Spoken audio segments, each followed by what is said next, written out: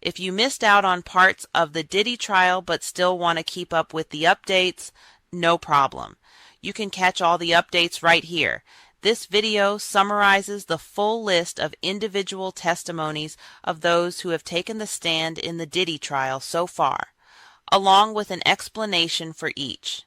Come and check it out and see for yourself. Welcome to Celebrities on Blast. I'm your host, Monica A. Ives, reporting on celebrity news and current events with the Diddy Trial updates. As for the Diddy Trial, it began on May 12th of 2025 and has been going on for several weeks now. It has included testimonies from celebrities, Combs' former girlfriends, past employees, law enforcement, and others. Combs is up against federal charges related to sex trafficking, racketeering, and transportation for prostitution. He has pleaded not guilty to all the charges. For anyone who hasn't been keeping up with the case, I'll summarize the complete list of individuals who have testified from the beginning until the published date of this video. Without further delay, on May 12, 2025, the first witness to take the stand was Israel Flores, who served as a security officer at the Intercontinental Hotel in Los Angeles back in 2016. The jurors were shown surveillance footage from a 2016 incident at the hotel where Combs was seen physically assaulting his then-girlfriend, Cassie Ventura. Flores mentioned that he got a report about a woman in distress. He found Combs and Ventura near the elevators on the 6th floor of the hotel. Flores testified, "The best way I can describe it is like a devilish stare. He was just looking at me," Flores said, referring to Combs. He noted that Ventura had a purple eye. Flores also stated that Combs offered him money, which he turned down. "He was pretty much holding like a stack of money," Flores explained. "He was pretty much telling me like, hey, take care of this, don't tell nobody, pretty much." And those were the words of the first witness. Now for witness number 2, Daniel Phillip, who also testified on May 12th. A male escort claimed he was paid $6,000 to engage in sexual activities with Ventura and Combs. Phillip testified about his experience of receiving pay to have sex with Cassie Ventura on multiple occasions. He said that he had sex with Ventura while Combs was sitting in the corner masturbating. Phillip testified Combs recorded them having sex on 1 or 2 occasions using a phone and camcorder device. He alleged that he witnessed Combs throw a bottle at Ventura and drag her across the floor. "Mr. Combs came out of the room, and I just saw a bottle fly past her and hit the wall," Phillip recounted. "He grabbed her by her hair and started dragging her into her bedroom." Phillip mentioned that he didn't report the incident to the police because Combs had unlimited power. "Chances are that even if I did go to the police, I might still end up losing my life," Phillip added. Moving on to the witness number 3, who is also a crucial witness for the prosecution, and that is Cassie Ventura, who testified from May 13th, 2016. She was in a relationship with Combs from 2007 to 2018. She explained the alleged physical, emotional, and sexual abuse she faced during their time together over several days on the witness stand. "There were violent arguments that would usually result in some sort of physical abuse," Ventura stated. "Dragging and different things of that nature." She mentioned being kicked, stomped on, and slapped just for making the wrong face. Ventura spoke about a 2016 incident that was captured on surveillance video. "I chose to leave," Ventura said. "I got out and Sean followed me into the hallway and grabbed me, shoved me to the ground, kicked me, and dragged me back to the room and took my stuff." Ventura also talked about freak-offs, which were drug-fueled sexual encounters with male prostitutes. During her testimony in court, that she felt pressured to meet Sean Combs' demands to engage in hundreds of encounters with male sex workers. Additionally, as reported by Daily Mail, it has been stated that Ventura has admitted to have participated in FO sex parties with Jonathan Oddie, who gained popularity for shooting gunshots at the Trump's Doral Miami resort in 2018 and asserting during his arrest that he was a sex slave for both Ventura and Combs. Do you know Sean Combs? Puff Daddy? Yeah. P. Diddy, whatever you call himself these days. Yeah, go ahead. You have what's called the Illuminati. Illuminati. Okay. They do satanic ritual abuse, and he belongs to that agenda. That's why he's so famous. I had sex with Cassie and Sean. Basically, he would masturbate and tell me what to do with Cassie. I was like a sex slave. Okay. For them, that's what I was. That's all. All right. I caught herpes, and I came back and I sued him for the herpes and won.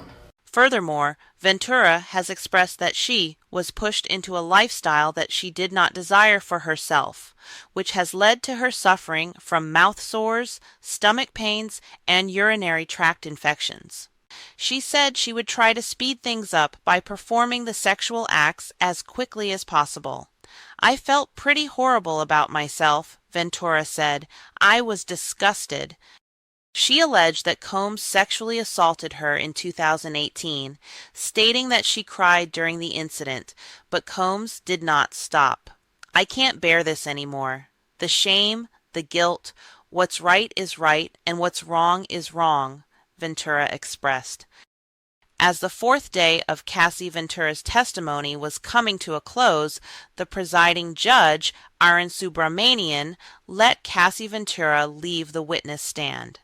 However, before that day ended on Friday, May 16th, the prosecution brought in the fourth witness, Yasmin Binda, a federal agent with Homeland Security investigations. The agent testified regarding the search that took place in Combs's hotel room following his arrest in September 2024. In short, Binda said that the investigators found $9,000 in cash, along with substances that tested positive for MDMA, which is often called ecstasy or Molly. They also discovered ketamine, lubricant, and baby oil. Before that Friday of May 16th wrapped up, the prosecution called one more to the stand, witness number 5, Dawn Richard. In addition, she immediately returned after that weekend on Monday, May 19th, to provide her full testimony due to her past history with Combs. Richard used to be part of 2 of Combs' projects, one from the show where Combs was executive producer of Making the Band, that produced the group Danity Kane, and she was in his other group that followed, Dirty Money.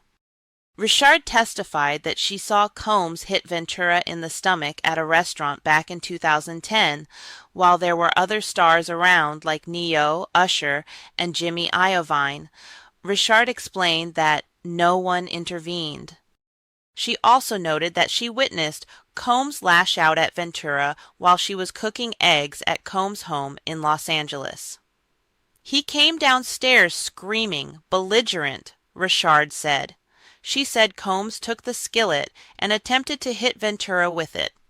Then, he grabbed Ventura by the hair and pulled her upstairs, according to Richard's testimony. At the completion of Richard's recorded statement on May 19th, witness number 6 was called to the stand, Carrie Morgan. She was Cassie Ventura's close friend. She stated that Ventura and Combs were very much in love, but she shared multiple accounts of violence between them. Morgan recounted a time when she was in Jamaica with Combs and Ventura, where Combs was dragging Ventura by her hair because she was taking too long in the bathroom. Morgan also claimed that Combs attacked her with a wooden hanger back in 2018. He came up behind me, choked me, leaving finger marks on my neck, and hit me in the head with a wooden hanger, Morgan explained. She described how that incident caused her friendship with Ventura to end. The reason I stopped speaking to her was because she was not supportive of me after that incident. I draw my line at physical abuse, Morgan said. Before the testimonies wrapped up on May 19th, the prosecution brought in another witness, number 7, David James. He served as Combs' assistant from 2007 to 2009. James mentioned that Ventura confided in him, saying Combs had control over her life. "He controls my career, pays my allowance, and pays my rent," she reportedly said, according to James's account. He also remembered hearing Combs refer to Ventura as moldable during a conversation with a friend. James decided to resign after a 2008 incident involving record executive Marion Hugh "Suge" Knight Jr. Don't want to have to worry about the executive producer trying to be all in the videos, all on the records, dancing, coming death row. You know, I really had thought we were cool, you know what I'm saying? Right. Cool acquaintances, you know what I'm saying? Just being respectful from people coming into other cities and stuff. He recounted that a friend of Combs spotted Knight at Mel's Diner in Los Angeles. When the friend alerted Combs, he grabbed 3 guns and instructed James to drive to the diner, as per James' testimony. "This was the first time as his assistant that I realized my life was in danger. I told them I want to leave but give 6 months' notice so I could train the next assistant," James stated. At the start of the following day, on May 20th, James's testimony continued and was completed before the next individual was called. Witness number 8, Regina Ventura. She is the mother of Cassie Ventura. Regina revealed that she took out a home equity loan to pay Combs after he threatened to leak a sex tape of Cassie. "I was physically sick. I did not understand a lot of it. The sex tapes threw me. I did not know Combs, but I knew that he was going to try to hurt my daughter," Regina shared. She added that Combs eventually returned the $20,000 that she and her husband had sent him. After Regina shared her testimony, on May 20th, witness number 9, Sheree Hayes, took the stand. A seasoned exotic dancer who also works as a male escort gave his testimony of his first encounter with Combs and Cassie at the Trump International Hotel in New York City. Professionally known as the Punisher, he stated that he was hired by Combs and Cassie around a dozen times. Hayes testified about his experience of providing adult entertainment services to Combs and Ventura on multiple occasions. He explained how Combs directed the sexual activities to escalate. He admitted to receiving pay for having sex with Ventura. Hayes explained that he usually received $1,200 or $2,000 after a session, but said he didn't understand why the amount varied at different times. Hayes testified that his last session with Ventura and Combs was in 2016. He said he failed to perform and was never called back. The next individual called to the stand on May 20th was witness number 10, Gerald Gannon, a special agent with Homeland Security Investigations. He shared details about the items that federal agents discovered at Combs' home in Miami. Agents uncovered a wireless sex toy in the closet of the main bedroom, according to Gannon's testimony. They also found a black Gucci bag stuffed with drugs, including cocaine and ketamine. In a hallway closet close to the main bedroom, federal agents located 25 bottles of baby oil and 31 bottles of Astroglide lubricant. Gannon presented a .45 caliber handgun and parts of an AR-15 to the jury. He stated that agents discovered firearms with altered serial numbers. The next day, on May 21st, another person took the stand, witness number 11, Dr. Dawn Hughes, who is a forensic psychologist. Even though Hughes didn't interview Combs or the alleged victims in this case, she shared her insights on why victims often stay in abusive relationships. Hughes explained that it is common for victims to stay because of emotional ties and love for their partner. The fear of potential future violence can make victims feel trapped. Hughes said the abuse can lead to depression, PTSD, and anxiety. After Hughes testified on May 21st, on that same day, the next person to take the stand was George Kaplan, witness number 12, who used to be Combs' assistant. He said he worked for Combs for a year and 3 months. He also noted that he left the job because he couldn't keep on fixing Combs' problems. Kaplan recounted a time when he discovered Cassie in bed, crying and with bruises. He also claimed that Combs hurled apples at another one of his girlfriends. Kaplan expressed that he felt a sense of guilt for not intervening. The day after, on May 22nd, the next person to take the stand was witness number 13, Scott Masudi, also known as Kid Cudi. He was a former male friend of Cassie's back in 2011.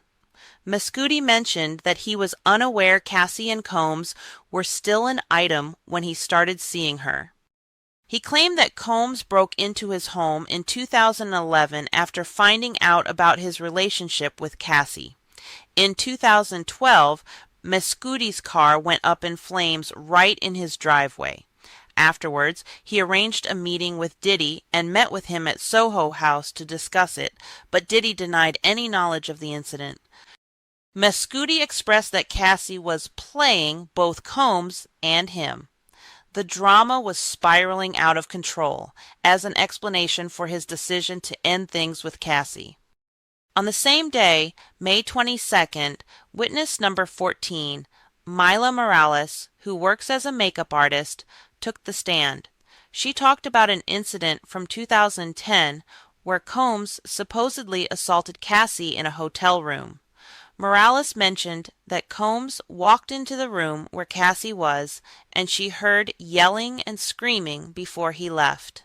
She pointed out that the incident resulted in Cassie having a swollen eye, a busted lip, and knots on her head. After that testimony, on the same day, another person took the stand, witness number 15, Frederick Zamore, who is the general manager of L'Hermitage Beverly Hills.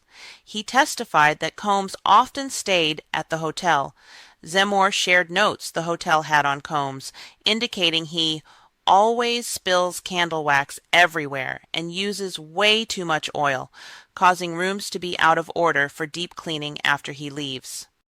On May 22nd, another person who took the stand was witness number 16, Joshua Croft, a special agent from Homeland Security Investigations. He spoke about the data extractions done on Ventura's electronic devices. Croft mentioned he retrieved data from 3 laptops owned by Ventura, one of which had a user profile for Frank Black, a name Combs often goes by. On Tuesday, May 27th, when court started up again, the prosecution called witness number 17, Capricorn Clark, who used to work for Combs. She testified that she started her job at Combs' record label back in 2004 and worked there until 2020. Clark claimed that Combs was furious when he found out about Kid Cudi and Cassie's relationship. She recounted that Combs told her to get ready so they could go kill Kid Cudi. She mentioned that Combs had a gun with him. At that moment, they couldn't locate Kid Cudi, according to Clark's testimony. Additionally, Clark stated that she underwent a lie detector test after Combs accused her of stealing jewelry. She recalled the person giving the test warning her that she would be thrown into the East River if she didn't pass. After Clark's testimony, the next person to take the stand was witness number 18, Lance Jimenez, an arson investigator with the Los Angeles Fire Department. His testimony started at the end of Tuesday, May 27th, and wrapped up at the beginning of Wednesday, May 28th. He talked about his response to Kid Cudi's house back in 2012. Jimenez said he found a Molotov cocktail in Kid Cudi's Porsche, but since the bottle didn't break, the flame extinguished itself, preventing any further damage. He noted that the Porsche had a tear on the convertible roof and burn marks on both the seat and the roof. On the same day following Jimenez's testimony, another individual was called to the stand, witness number 19, Chris Ignacio, who works for the Los Angeles Police Department. The witness testified that he responded to a call about a potential break-in at Kid Cudi's residence in 2011. Ignacio noted that he spotted a Cadillac Escalade parked outside the house and memorized its license plate. The jury was presented with a DMV report that showed the vehicle was registered to Bad Boy Productions, Inc., which is owned by Combs, the founder of Bad Boy Records. He explained that he entered Kid Cudi's home and documented the situation as trespassing. Ignacio reported that he found no signs of stolen items or damage. The following person called to the stand on May 28th was witness number 20, Deontay Nash, who worked as Cassie's stylist from 2009 to 2018. Nash testified that Combs would insult Ventura and often threatened to leak her sex tapes or block her music from being released. He also testified that he saw Combs physically assault Cassie, punching and kicking her until her head began to bleed. The next person to take the stand from May 29th to June 2nd was witness number 21, a former personal assistant of Combs who used the pseudonym Mia to testify.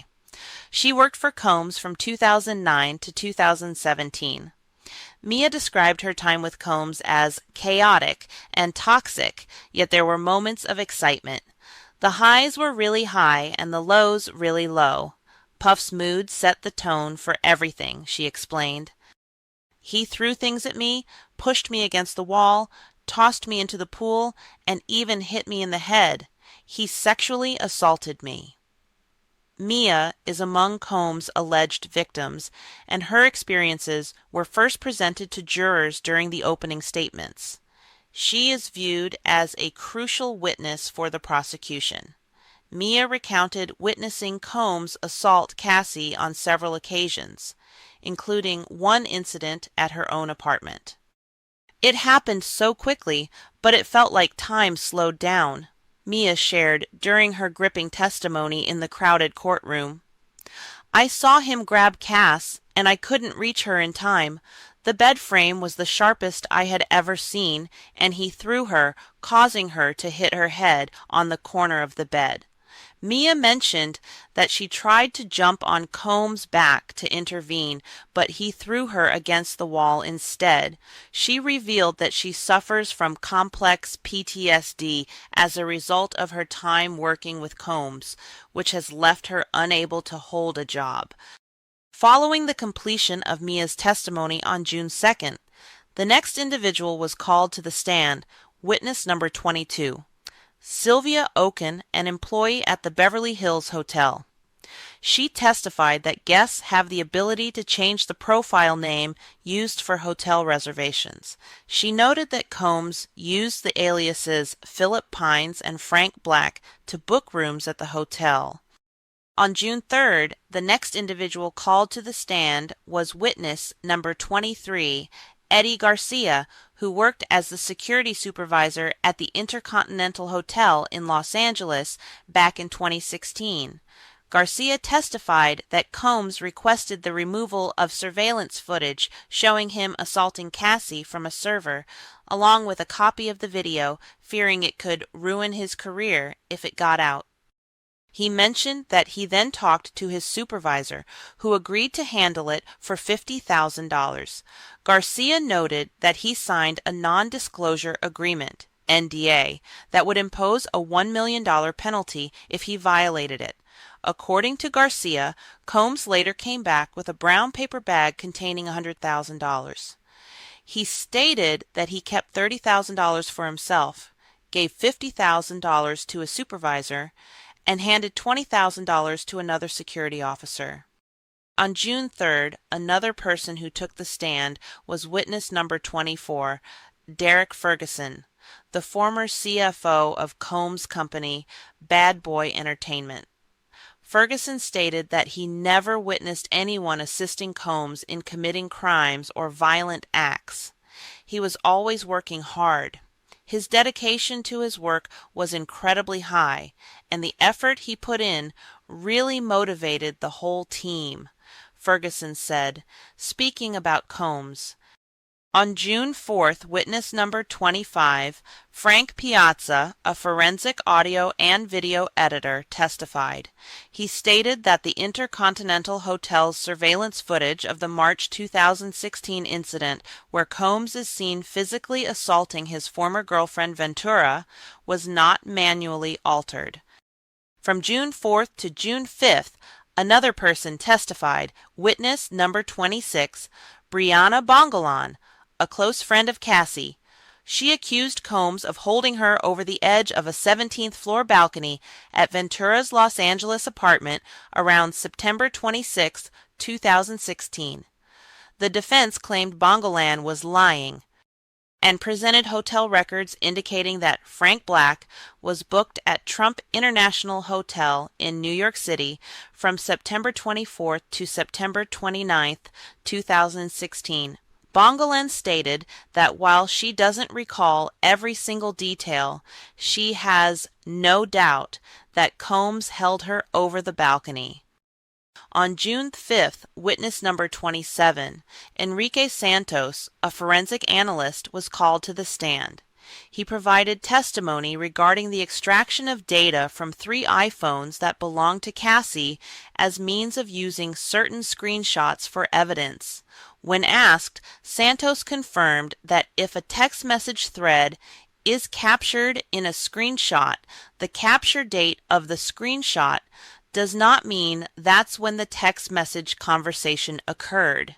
From June 6th to June 12th, witness number 28, who happens to be Combs' ex-girlfriend, took the stand while using the pseudonym Jane. The prosecution asked Jane if she agreed to freak-offs with Combs. "I'm still trying to figure that out," Jane replied. She is seen as a crucial witness for the prosecutors as they work to establish the charges against Combs. Jane mentioned that she felt pressured to consent to freak-offs because Combs was covering her rent. "I felt this was something I had to do in return," Jane stated. Jane also noted that Combs continues to pay her rent. She shared that she set up sexual meetings with 2 porn stars.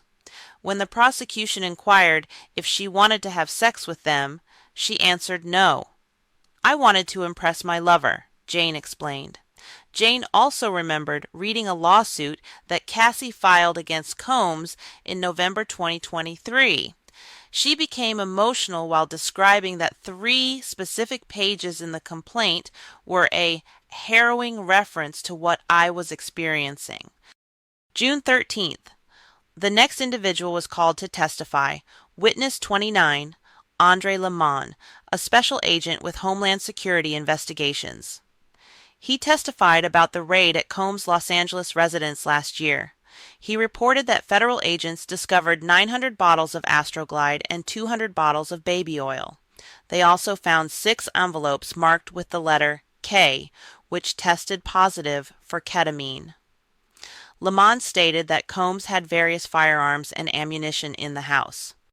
June 13th. Witness number 30, Jonathan Perez, was called to testify on the stand. Perez previously worked for Combs as his personal assistant from 2021 to 2024. Perez admitted that he would purchase drugs for Combs, including cocaine, Xanax, and Molly. He claimed that Jane did not seem to be an unwilling participant in freak-offs and played a role in organizing them. "I feel great about him, just like I did when I was leaving my job," Perez said, referring to Combs. On June 16th, at the beginning of the day in court, Judge Subramanian dismissed juror number 7 because of inconsistencies in his answers about his residence and replaced him with the first alternate juror. After that, the regular court proceedings resumed with a witness being called to the stand, witness number 31, Ananya Sankar, who is a paralegal specialist at the U.S. Attorney's Office for the Southern District of New York. She testified that she checked the accuracy of government charts summarizing exhibits. She mentioned that she reviewed hundreds and hundreds of pages of documents, which included text messages, call logs, audio files, videos, and images. Sankar serves as a summary witness, a government employee utilized by the prosecution to present summary charts as evidence to clarify matters. These charts are designed to show the jury text messages and other details that were not covered in testimony but were included in the evidence. This encompassed a flight arranged by Combs for Cassie and a man involved in the FOs. Sankar starts reading the messages exchanged among Combs' staff. The messages that Sankar read from the chart were from December 29, 2019. LOL, think I saw one of the cowboys today. You can spot them in a lobby like an escort. I forgot to tell you about it. Lopez texted Coram. Coram texted back 4 laughing face emojis. BTW. How long is he going to stay awake? She said in the messages. Lol, I'm guessing until tomorrow night, Lopez responded. 2 women who had dated Combs and testified against him in this trial, Cassie Ventura and Jane, had testified that she and Combs used a service called Cowboys and Angels to find escorts for freak-offs. Remember, freak-off was one term, based on previous testimonies referring to what witnesses described as drug-fueled sexual encounters between a Combs girlfriend and a male entertainer, frequently occurring in a hotel room with Combs present. Ventura, who was in a relationship with Combs from about 2007 to 2018, stated that Combs referred to these as freak-offs. Jane, who testified using a fake name and was with Combs from 2021 to 2024, shared detailed accounts of similar events, which she referred to as hotel nights. Jonathan Perez, who worked as Combs' personal assistant from December 2021 to September 2024, testified on Friday about staff organizing King Nights, which he explained as Combs going to a hotel to spend private time with a woman. The jury was shown text messages between Sean Diddy Combs' assistants and Christina Coram, his former chief of staff, about planning for hotel nights for Combs and Cassie Ventura in March 2016. In one message, they discuss adding the name of an escort to the hotel room file. Coram and the other assistants to Combs then discuss getting $4,000 to the hotel in cash. In another exchange, Coram tells an assistant, "Heads up, he's probably about to do Wild King tonight." The assistant, Dave Shirley, who did not testify at this trial, wrote in response, "Shit need to re-up on baby oil and shit." In another message, Coram texted Ventura directly, "Hi, Dave is at your door with the green." The jury was shown text messages between Sean Diddy Combs and Christina Coram, his former chief of staff, on November 14, 2021. Combs asked Coram if the room was ready and said he didn't want the hotel to know it was him to avoid any unneeded charges.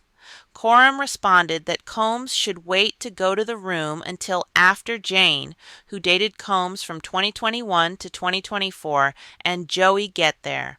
Combs' former assistant, Jonathan Perez, previously testified that another one of Combs' assistants was named Joey.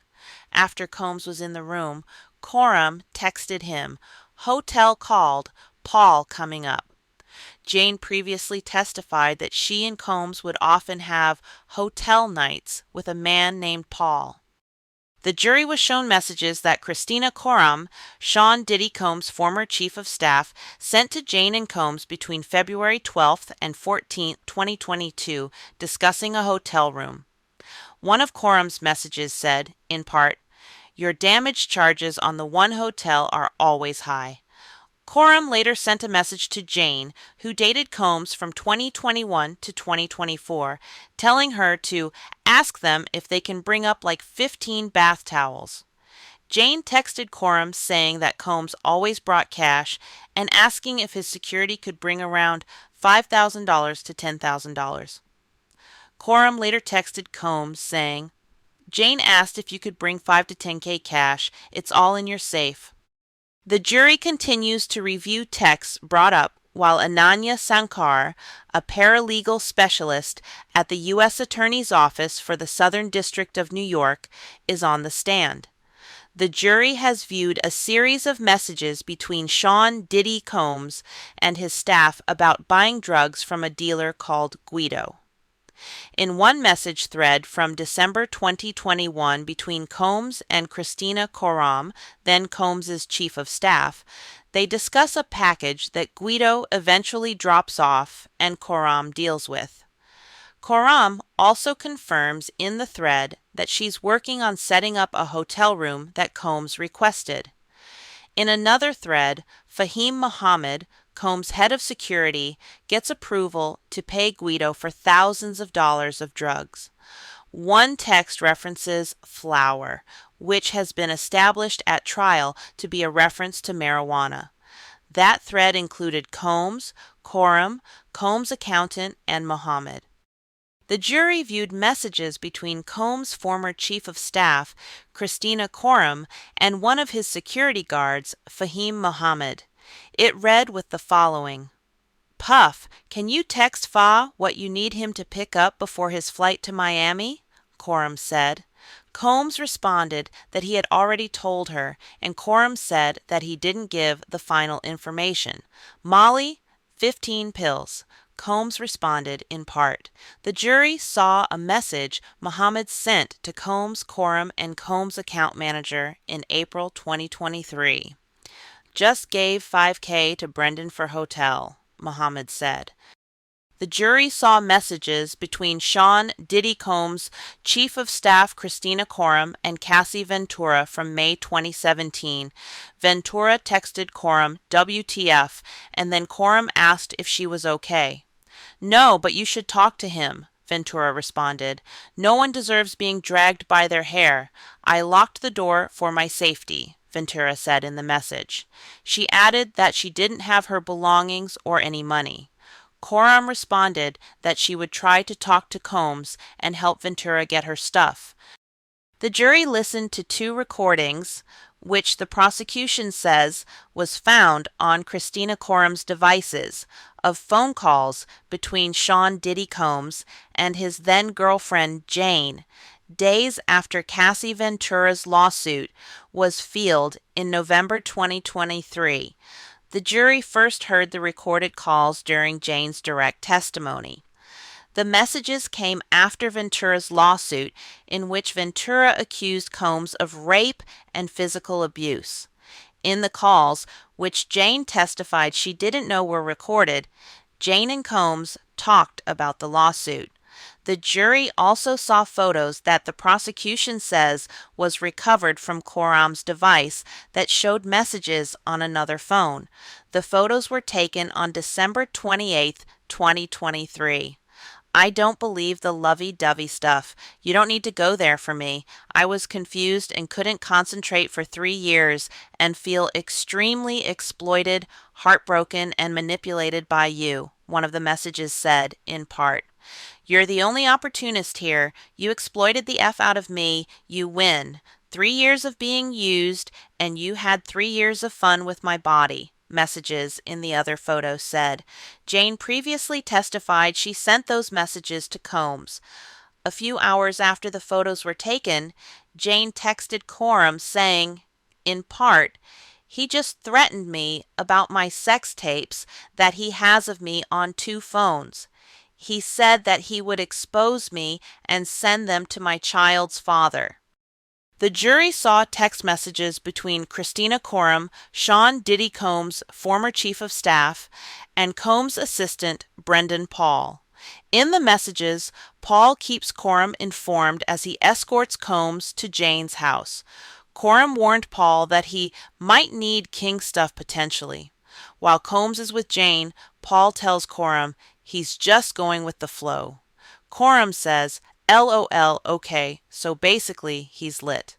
Paul responds, LOL isn't lit. Later, Paul texts her, PD active now, running to Walmart now. Coram says, Wild King mode acti or Gucci bag active. Paul responded, in between the two, if that makes sense. Remember, Combs' assistant previously described King nights as going to a hotel to have private time with a female, aka freak off. The jury continued to view contributing evidence by viewing a summary chart of messages, including messages involving Sean Diddy Combs.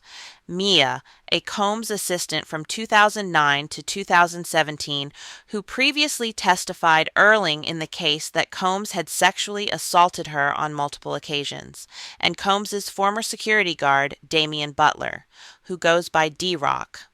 Jurors were shown messages from November 19, 2023. D-Rock texted Combs, need to hear your voice, bro. Love you. Combs responded, thank you for checking on me. Really appreciate you. Love you. That exchange came days after former Combs girlfriend Cassie Ventura filed a lawsuit against Combs, accusing him of rape and physical abuse, which was settled a day later. Prosecution continued to show jurors' texts and calls between Combs, D-Rock, and Mia highlight discussions about Combs' relationships. On Thanksgiving that year, Sean Diddy Combs' former security guard, Damian Butler, who goes by D-Rock, wished Combs a happy Thanksgiving. He also told Combs, I feel I need to see you and chill with you for a couple days. If you need a real friend, I'm here. Combs responded, love you calling you. D-Rock texted Combs a few days later that he would see him the next day. The jury saw messages between D-Rock and Mia, a Combs assistant from 2009 to 2017, that were first shown during Mia's testimony. D-Rock texted Mia on November 30th, 2023, for the first time since 2021. He said, what's up, and when she responded, he said, D-Rock then says, a lot has been going on. The jury saw a call recorded that day. Mia testified that she spoke to D-Rock that day, and he brought up Combs and Cassie Ventura's relationship. Records show that D-Rock sent Mia's phone number to Combs, who then tried to call her. A few days after that, Combs texted D-Rock, thank you again for coming and being here with me, love you, brother. D-Rock texted Mia on December 5th, 2023, your boy said to call him. He doesn't want or need you to do anything. He just called me.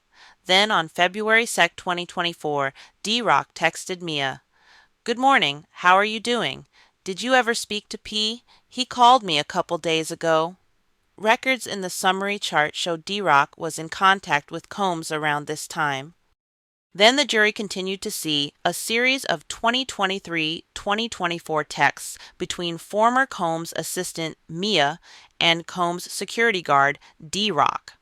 Picking up after the February 2024 texts described earlier, D-Rock sent more messages over a few days, with Mia telling him she was out of the country on a scuba diving trip. In one message, D-Rock said, let me know how I can send you something. Mia responded that her debt was her problem, and she would figure it out one day. The record showed D-Rock tried to get on the phone with Mia several times.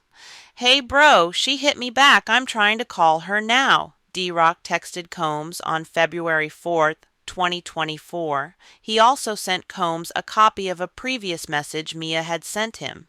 Let me know when you reach her, Combs responded.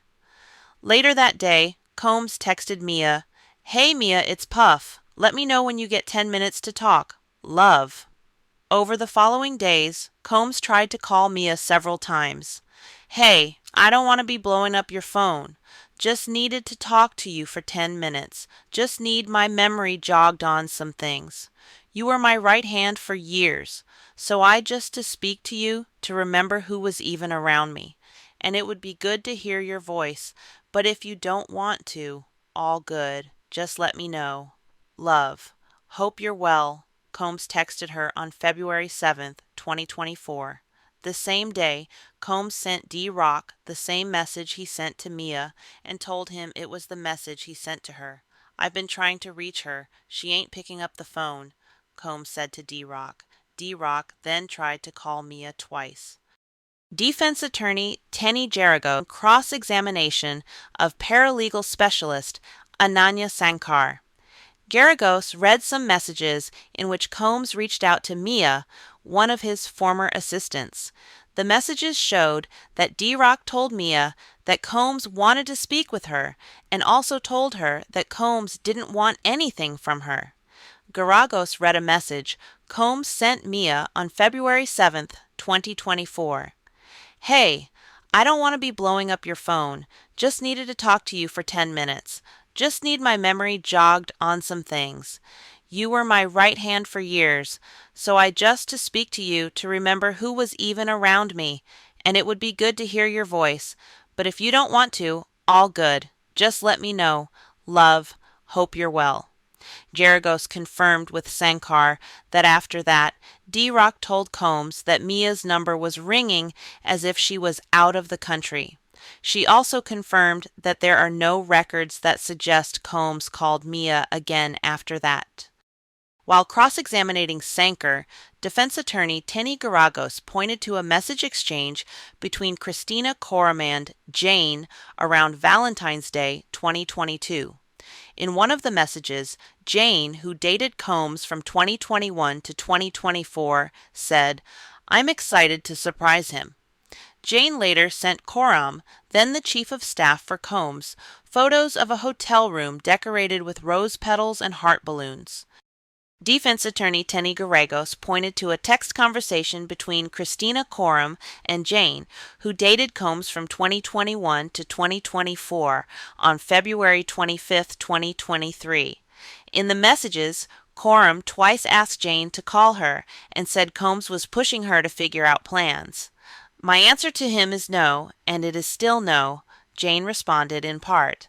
Coram said she would let him know and told Jane to keep her posted if anything changes. With summary witness and paralegal specialist Ananya Sankar under cross-examination, defense attorney Tenny Garagos highlighted a few messages from Fahim Muhammad to Combs, Combs' chief of staff, Christina Coraman Combs' account manager. In the messages, Muhammad, Combs' head of security, asked for approval for a disbursement from PD Personal to pay a variety of expenses. The jury is seeing messages between Combs and Christina Coram from November 2023. "If you cannot be honest with me, this doesn't work," Coram wrote in part.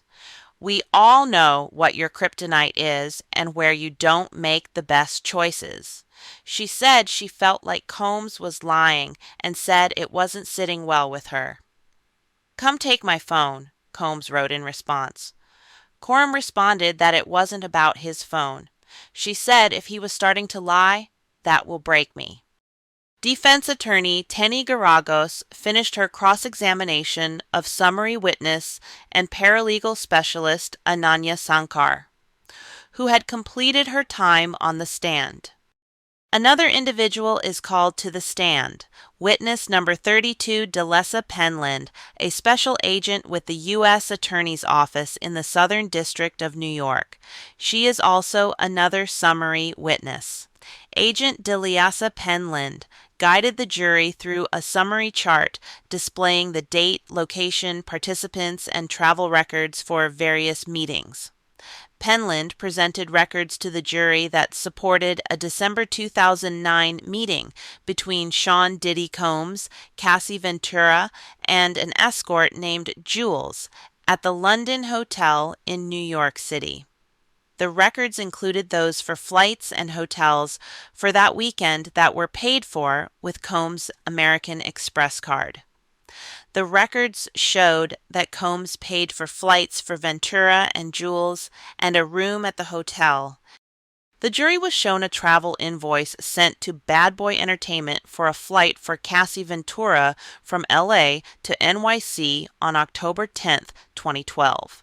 Special Agent DeLiasa Penland then read some messages between Ventura and Sean Diddy Combs on October 13, 2012. "You ready for tonight?" Combs asked her.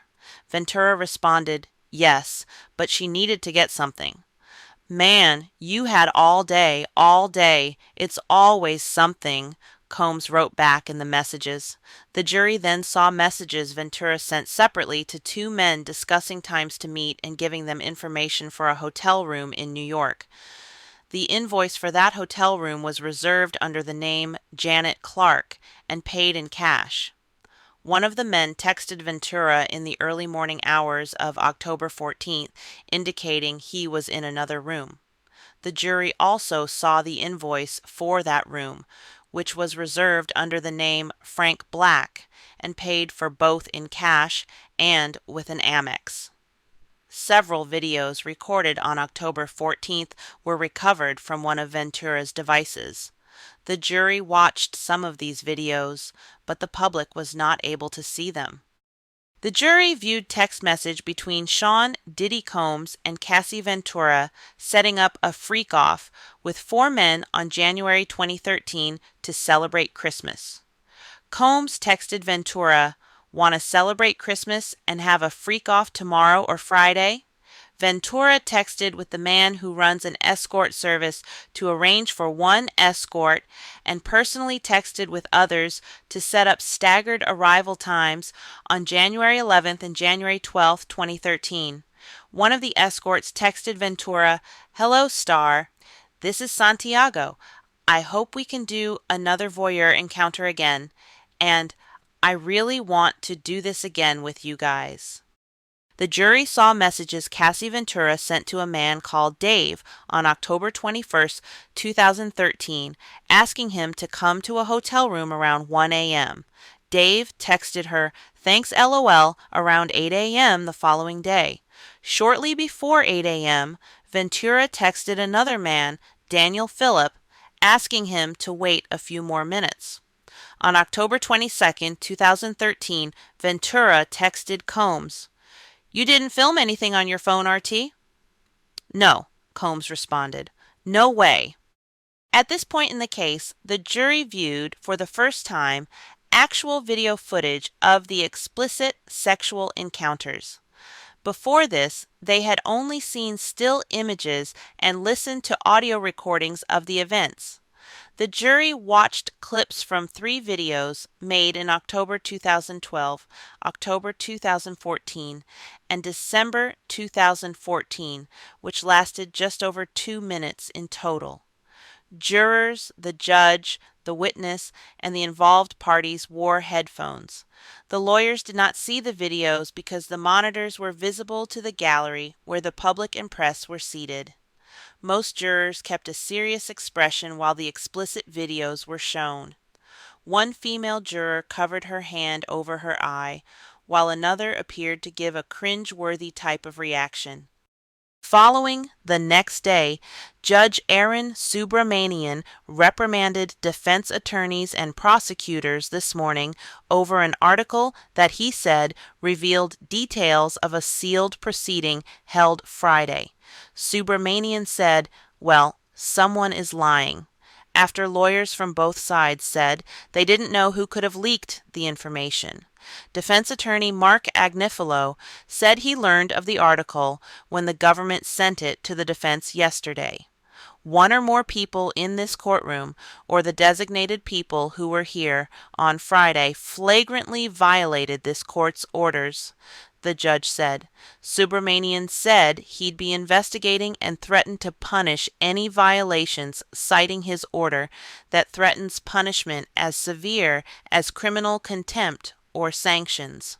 The judge warned both sides that he would seize their devices and compel people to testify under oath if any other violations occur.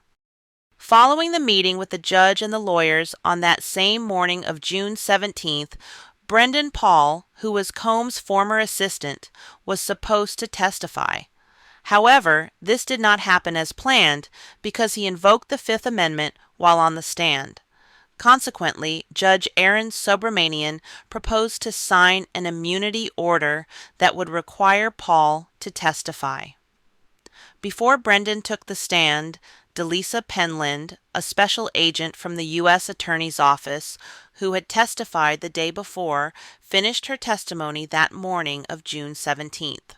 She presented evidence to the jury regarding Combs' alleged involvement in certain activities. The jury saw records for flight and hotel reservations for an escort named Jules to travel from Los Angeles to New York City in August 2009, paid for on Sean Combs' American Express. The jury also saw text messages between Jules and Cassandra Ventura, Combs' ex-girlfriend, in which she thanks him and sends the escort flight information for his flight home. Penland provided documents that showed charges on Sean Diddy Combs' American Express card for a round-trip flight from New York City to Los Angeles for a person called Dave. Hotel documents indicated that the booking was made under the name of Combs' assistant Ely Maroon, with Christina Coram, Combs' former chief of staff, listed as the contact person. The card associated with the reservation belonged to Combs. The records also revealed that the guest later asked for an extra room to be added to the booking. The credit card statement reflecting those charges was settled by 5 different bank accounts, including some associated with Bad Boy Entertainment and Combs Enterprises. The jury saw hotel records detailing various hotel room damage fees Combs paid. One hotel in Beverly Hills charged $500 for drape and carpet damage. Combs' American Express card was used to pay a 2015 hotel invoice listing $950 for linen damage on deep cleaning. In October 2012, Combs American Express paid the Intercontinental New York Times Square for penthouse damage. The name Frank Black was listed on that hotel portfolio. The jury was shown messages between Combs and a contact called NY Strip a couple of days before the December 2009 hotel stay. Combs texted repeatedly, trying to set up a time for a massage. "Can you let me know if there's a problem so I have time to get her another present?" Combs wrote. Later in the conversation, they both asked each other if they were cops. Then, Assistant U.S. Attorney Emily Johnson presented an outline of a timeline of documents related to the March 2016 incident at the Intercontinental involving Sean Combs and Cassie Ventura. The documents consist of text messages, phone calls, and images, starting with Ventura asking about an escort's availability on March 4th. The timeline also indicates that Combs made 8 back-to-back calls to Ventura at around 11:28 a.m., all of which were not answered. It features images of Ventura with a swollen lip, wearing sunglasses, captured at 11:35 a.m. The jury had previously viewed these images when Ventura stated that she took them in the car after leaving the hotel. Combs called Ventura 3 times around 11:36 a.m., but she did not answer. She called him back twice shortly after, with each call lasting about a minute. Combs then called her back 3 times without an answer and texted, "Call now." Ventura responded, "I went and checked everything and spoke to security. Jules left, so you're good, and as long as you don't disturb the other guests, they'll leave you be."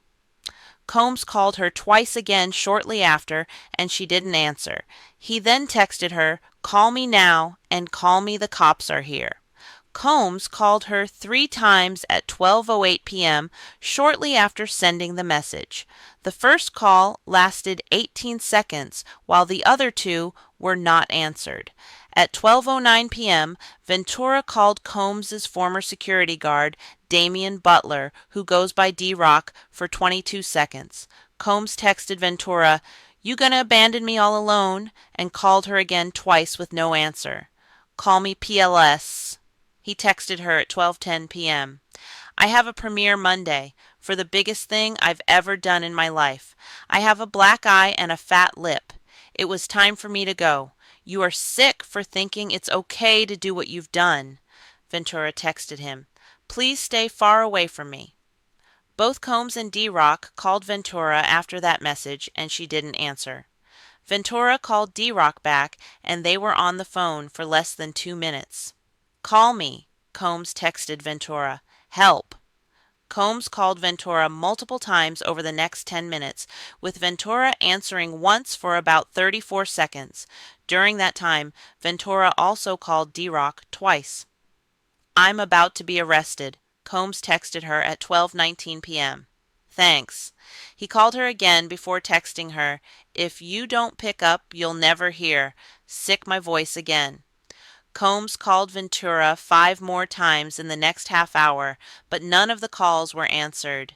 Christina Coram, Combs' former chief of staff, also called Ventura once during that period, and that call was not answered either. The timeline of records related to the March 2016 altercation at the Intercontinental between Sean Diddy Combs and Cassie Ventura details a flurry of calls and texts between Combs, Ventura, Combs' former chief of staff, Christina Coram, and Combs' former security guard, Damian Butler, who goes by D-Rock. Ventura texts Coram around 2:30 p.m. saying, This is crazy, he won't stop. Please tell him the neighbors are about to call the police. Coram responds that she got him and they were going down the elevator.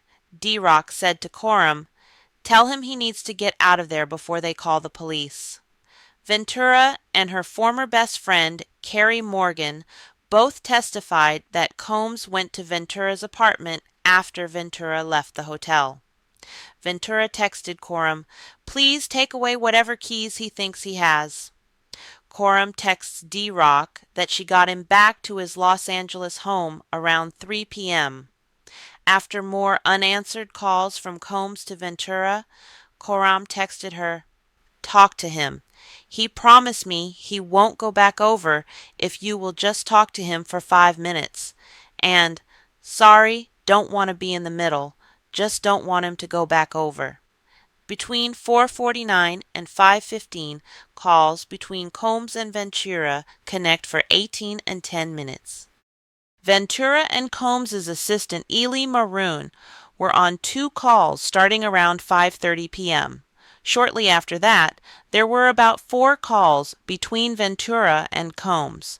At 5:52 p.m., Christina Coram, Combs' former chief of staff, texted Maroon, I'm going to ask just to cover damages. He wants to speak to Spanish security guard, Maroon responded. Say they had a fun drunk night to try and get more info, Coram texted. LOL no shot they aren't playing nice, Maroon responded. Combs and his former security guard, Damian Butler, who goes by D-Rock, each called Ventura several times between 6 p.m. and 7 p.m., with most of the calls being answered. At 6:55 p.m., Carrie Morgan, a former friend of Ventura, texted Coram a picture of a business card from LAPD and said, I don't think anyone should call her. Coram asked if she could call Morgan in a bit when she was alone. She was looking for anyone to say the wrong thing so she can call domestic abuse, Morgan wrote, later saying, Cass just asked me to send you that. Ventura then answered a call from D-Rock and 2 calls from Coram at 7 p.m. Coram texted Maroon at 9:55 p.m. Did you get security, Ner? PD is asking. Wouldn't give it to me, Maroon responded. What is Eddie's last name? Coram wrote. 2 photos were recovered from Ventura's device, taken at 7:09 a.m. the next day, March 6, 2016. One of the photos appeared to be a picture of 2 men, and the other showed someone sitting on a couch.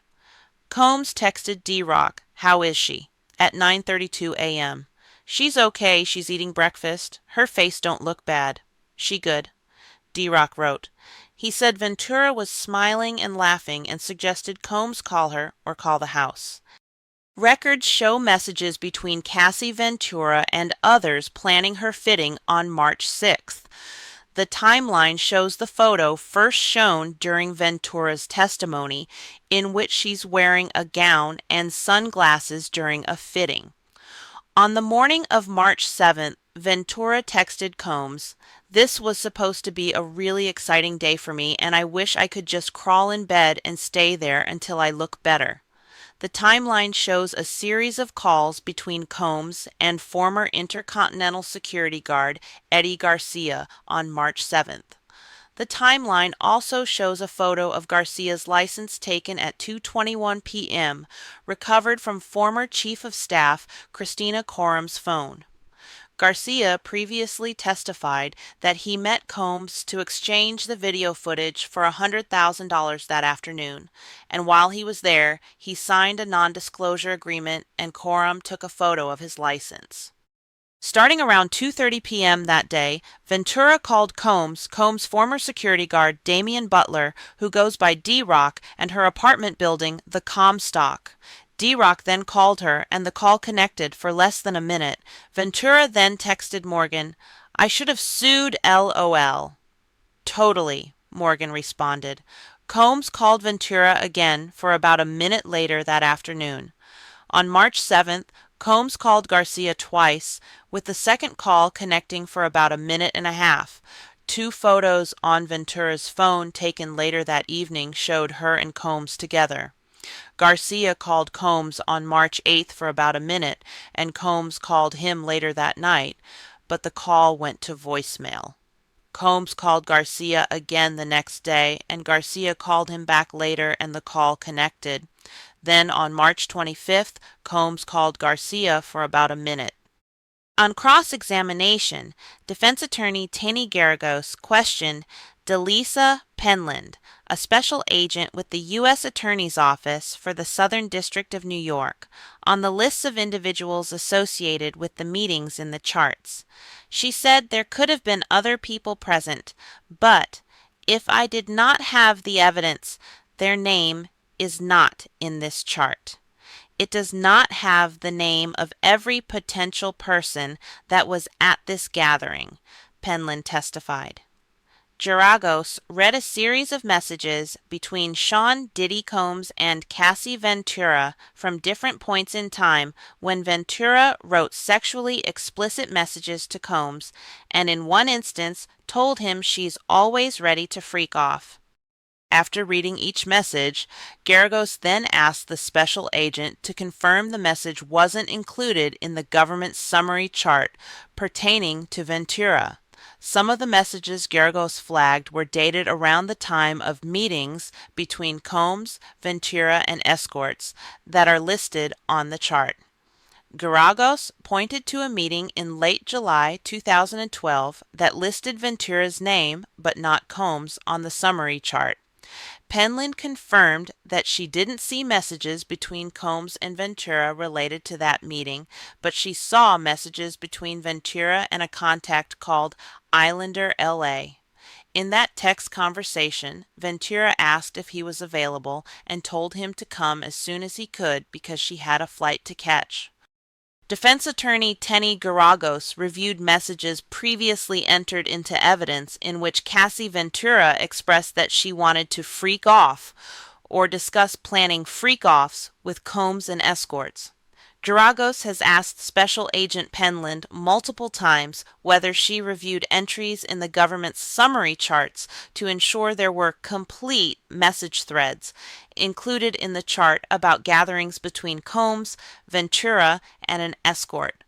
Penland has responded each time that she's not involved with the case and only reviewed what prosecutors gave her to ensure the charts were accurate based on the underlying source documents they provided her. Following, the jury watched portions of a video they viewed the previous day, recorded on October 14, 2012. Cassie Ventura previously testified that the video showed her and a man referred to as Dave during a freak-off. They also watched portions of another video recorded on the same day. The jury watched portions of another video that was recorded on October 20th, 2012. Ventura previously testified that the video showed her and a man called Jules during a freak-off. Also, they watched portions of videos that were recorded on December 4th, 2014. All of these videos are sealed because they're sexually explicit. Another video clip the jury had viewed was almost 4 minutes long. That day, the jury had watched more than 15 minutes of sexually explicit videos at the cross-examination of Special Agent Penland. When the first video was played, some sound was audible in the courtroom, including what sounded like a woman's voice. A court security officer alerted the judge. At one point, 5 of the 6 jurors sitting in the same row had their chins resting on their hands at the same time. Special Agent Penland confirmed that all 5 of the explicit videos the jury watched were recovered from a Frank Black user profile on one of Cassie Ventura's devices. The videos are sealed because they're sexually explicit. Defense attorney Tani Garagos reviewed more text messages between Combs and Ventura planning freak-offs that are listed in the government's summary chart. In some messages, Ventura talks about planning for a freak-off with Combs, sometimes saying she wants to have a freak-off when Combs asks, and other times they exchange sexually explicit messages. In February 2013, Combs wrote, "Maybe one of those nights," and Ventura responds, "Yes." Garagos also reviewed other messages between Combs and Ventura that were sent shortly after some of the freak-offs listed in the summary chart. Ventura texted Combs in late October 2012, saying that she kept having sexy flashbacks of yesterday. In another message sent on Father's Day 2013, Ventura texted Combs, "Thank you for always showing me love and happiness the way it's supposed to be. Can't wait until we have a baby of our own to celebrate Father's Day." Tani Garagos asked Special Agent Penland if she reviewed any materials indicating a meeting around New Year's Eve 2016-2017. Penland confirmed that she did not. Cassie Ventura's friend Deontay Nash previously testified that he saw a man enter Ventura and Combs' hotel room during a New Year's trip to Las Vegas that year. Defense attorney Tani Garagos concluded her cross-examination. Assistant U.S. Attorney Emily Johnson said she will briefly question Special Agent Penland. Johnson revisited messages between Sean Diddy Combs and Cassie Ventura before and after the Intercontinental Hotel incident in March 2016. In the days after the assault, Combs texted Ventura, "Baby, I can't say it enough, I'm so sorry." On the same day, Ventura texts Combs, "I still have crazy bruising from Friday. I would be a dummy to subject myself to that possibly happening again," Ventura wrote. "When you get effed up the wrong way, you always want to show me that you have the power and you knock me around. I'm not a rag doll. I'm someone's child." Special Agent Penland was released from the stand, and Judge Subramanian dismissed the jury for the day. The next day, Wednesday, June 18th, the trial was canceled because a juror had vertigo. Again, on Thursday, June 19th, the trial was not in session in observance of the Juneteenth holiday. On Friday, June 20th, witness number 33, Brendan Paul, former Combs assistant, was called to the stand after receiving immunity, and he was questioned by prosecutor Christy Slavic. Paul said he worked as an assistant to Combs from late 2022 after graduating college and stopped working for Combs when he was arrested on March 25, 2024 in a Miami airport. He said he was on his way to a family vacation with Combs when he was arrested for possession of cocaine. "It was in my Goyard bag for personal assistant duties," Paul said he was sweeping Combs' room and grabbed the cocaine to put it somewhere else, but forgot to remove it from his own bag before leaving for the trip. Paul testified he first heard about the opportunity to be Combs' personal assistant from Ely Maroon, one of Combs' former assistants. He told me to get in, to get out, if you have a girlfriend, break up with her, and you're never going to see your family. Paul testified. He said he understood Maroon was telling him that it was going to be a really tumultuous job that required all of my attention. Paul interviewed for the position in the fall of 2022 at Combs' Los Angeles home. Before entering the home, he said he gave his ID to Combs Security and signed a non-disclosure agreement. He then met with Christina Coram, Combs' former chief of staff, and Frankie Santella, Combs' music manager, for about 20 minutes. Paul said he started working for Combs a few days later. In his first few weeks on the job, Paul said he worked out of Combs' LA home and mainly received instructions from other assistants. Paul said he divided assistant duties with Combs' other personal assistants.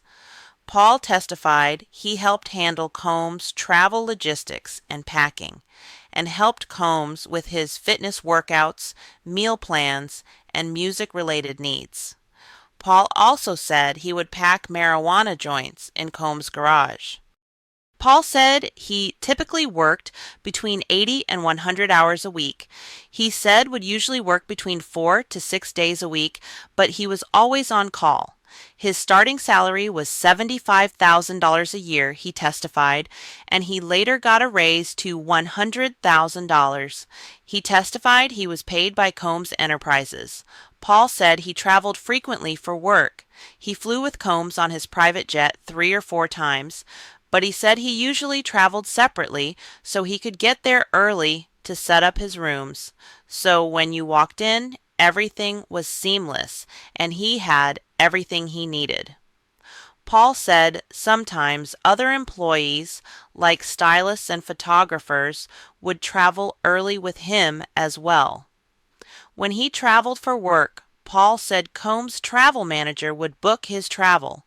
Paul said the longest time period he worked without sleep was when they were in New York releasing Combs' latest album. Paul stayed awake for about 3 days, although he took some naps in between. I was young, so I was able to handle it, he said. Paul testified that he took prescription Adderall and the rare use of cocaine to help him stay awake and alert during his employment. He said he also smoked marijuana during his employment.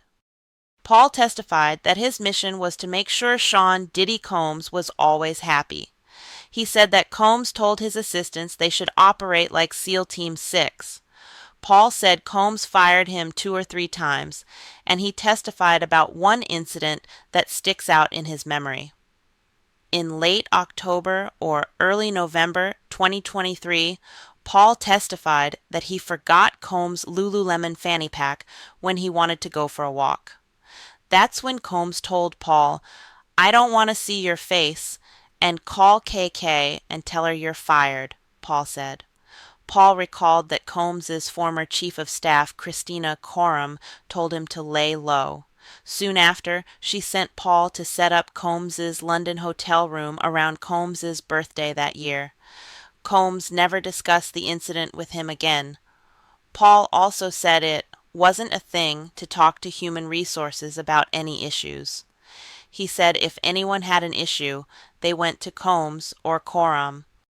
Paul testified that he saw Combs use drugs, including cocaine, ketamine, ecstasy, and marijuana, about once a month, but there were other times he seemed high. The jury saw a photo Paul took early in his employment of ecstasy, of a powder form of ketamine, and Molly that was dyed pink for the aesthetic, according to Paul's testimony. Paul said Combs or another assistant would tell him to obtain drugs for Combs. He testified he would buy marijuana about every 2 months, paying $4,200 for 16 Oz. He said he purchased the marijuana from Philip Pines, one of Combs' previous assistants. Paul said he bought other drugs for Combs fewer than 10 times. He testified he would sometimes pay about $300–500 for 1–2 grams of drugs, and other times he would pick up packages without paying for them himself. On some occasions, Paul texted a drug dealer, and they would come to Combs' home to deliver the drugs. The jury saw messages between Paul, a drug dealer, and another Combs assistant, Jonathan Perez, from February 2024. Paul testified that Perez put him in touch with the dealer to obtain drugs for Combs. "Is it for you or Puff?" the dealer asked in the messages. "Puff," Paul responded, according to messages read aloud in court. "But please don't disclose that. You can tell whoever it's for me." Paul said once he received drugs, he would give them directly to Combs or put them in the Gucci pouch where drugs were stored. Paul testified he would pick up prescription drugs for Combs at pharmacies under Combs' real name or the alias Frank Black. The jury saw messages Combs sent Paul in February 14, 2024, asking him to get Xanax. Paul testified that Combs didn't have a prescription for Xanax, and he wasn't able to obtain the drugs. Paul said Combs and Christina Coram didn't really want him involved in Wild King nights for some reason, but he set up and cleaned up a few times while he worked for Combs. Coram called them Wild King nights, Paul said. Paul said he only recalled Jane, one of Combs' accusers, participating in Wild King nights with Combs during his tenure with Combs. Paul testified his understanding of Wild King nights to include partying, alcohol, sex, drugs. The nights were at hotels during the beginning of his time with Combs, Paul testified, but Combs stopped holding them at hotels after the Cassie lawsuit. The jury saw an iPhone note that was a schedule for February 2023 that Paul said Coram created. The schedule was for the time around Jane's visit to Miami to see Combs for her birthday. The schedule says, "Be ready or Wild King night at her hotel," and most likely Wild King Day continued at hotel for the following day. Paul testified that when he set up for a Wild King night, he would ensure the room had baby oil, alcohol, small toiletries, and extra sheets and towels. He said the assistant shared a list that included all the items needed to set up for those nights. Paul said he often obtained supplies through Combs' property managers. He said if he paid for supplies with his personal credit card, he was reimbursed through Combs' financial personnel. Paul said he once provided Combs with $5,000 cash before a Wild King night, and he said he got the cash from security. He testified that another assistant told him he once left cash in an envelope at the front desk of a hotel. Paul said Combs would sometimes contact him during a Wild King night via audio message or FaceTime. The jury saw a photo of outfits from a sex shop that Paul sent to Combs. Paul testified that Combs had asked him to run to the store while he was with Jane, but Combs never responded after Paul sent the picture of the outfits. Paul cleaned up hotel rooms after Combs' Wild King nights about 3 or 4 times.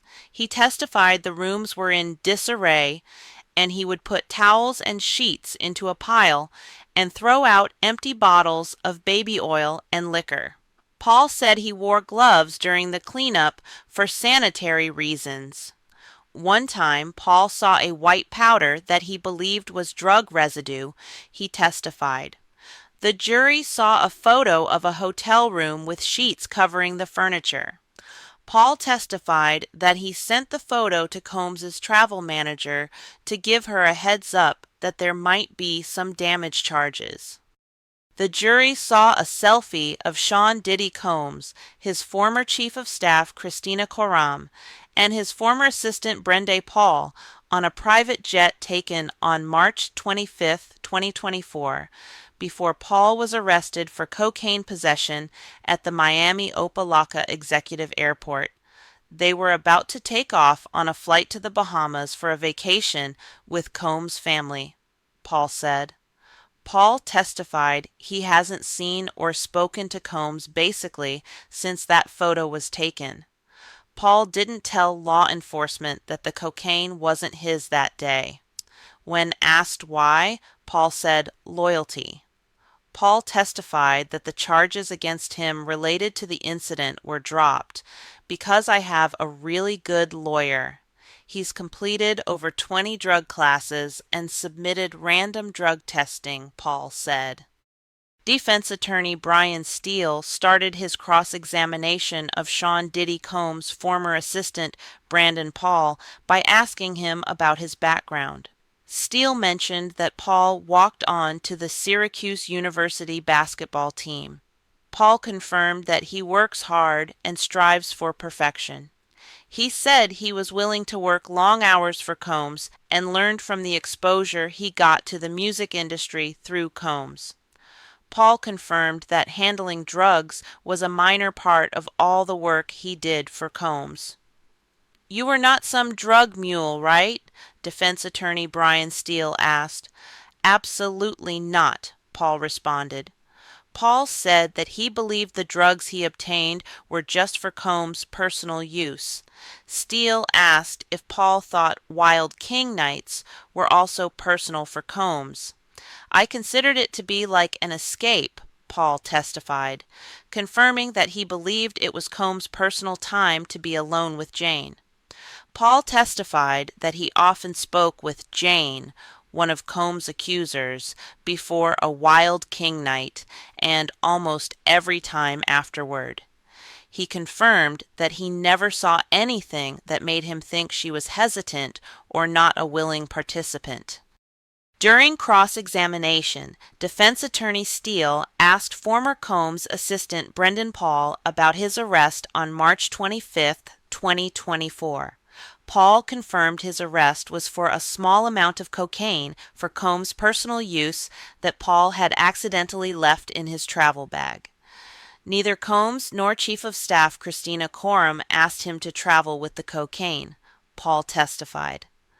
Paul recalled telling law enforcement that everything in the bag was his, and then his heart dropped when the agent pulled the cocaine out of the bag because he didn't mean to travel with it.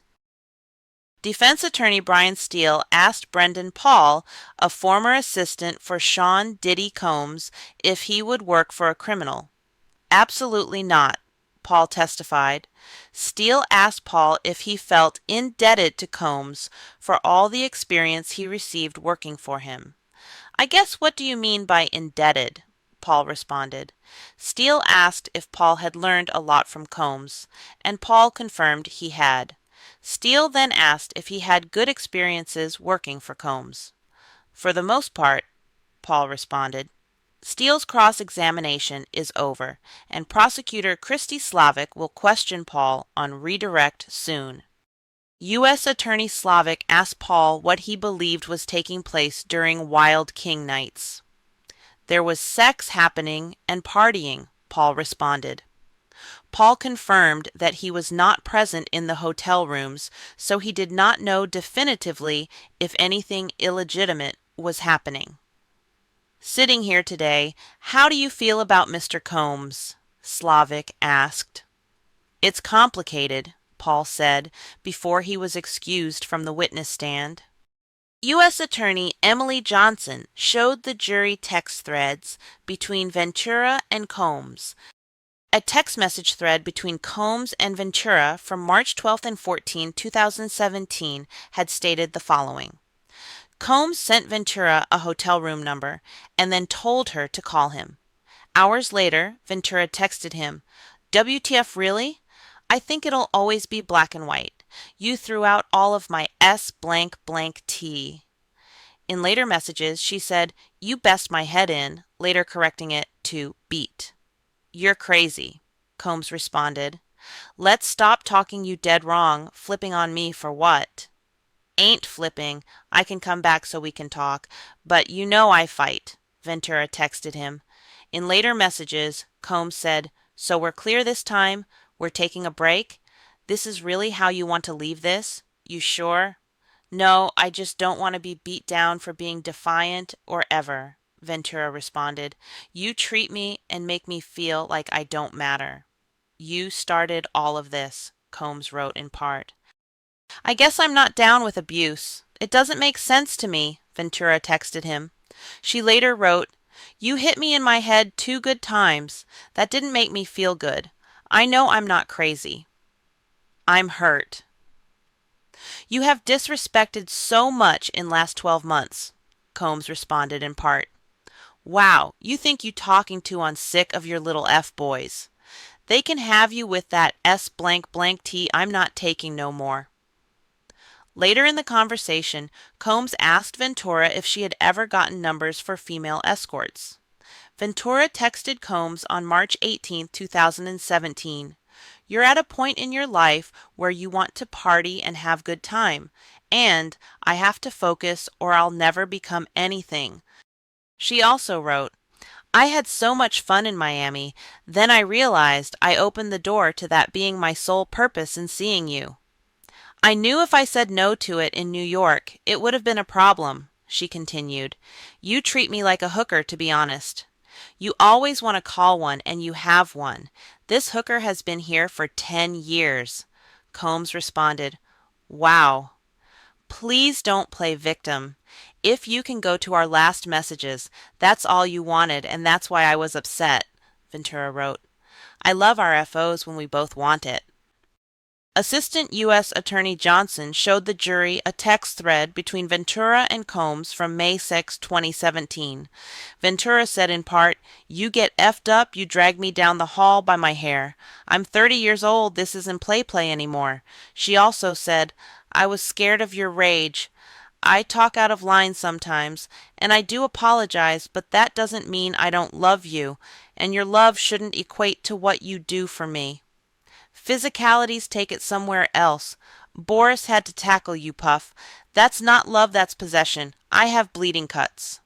Combs told Ventura she was unappreciative for a night he planned for her and said, "I'm not going to let someone shun me when all I've done is be nice." He wrote, "Any other woman in the world would have been so happy." And, "You're whack for not keeping it real when I and everyone knows you were acting like a bee." Combs told Ventura, "You need to ask someone how you were acting," and said, "Talk to your people. They'll tell you, or they won't, because all they do is suck you. KK won't. Talk to her." Ventura also texted Combs' chief of staff, Christina Coram, "I'm sure you don't want to get involved, but he said I was in a hole which I owned up to, but no one deserves being dragged by their hair. I locked the door for my safety." Next, another individual was called to the stand, witness number 34, Joseph Churchiello, a special agent for Homeland Security investigations. Churchiello, who was not involved in the case, reviewed charts of evidence compiled by the prosecutors to confirm that the information in the charts corresponds with the underlying exhibits, which include thousands of pages of text messages, as well as phones and financial records. Cerchiello explained that the chart includes the location, individuals' names, and transportation records associated with different date ranges.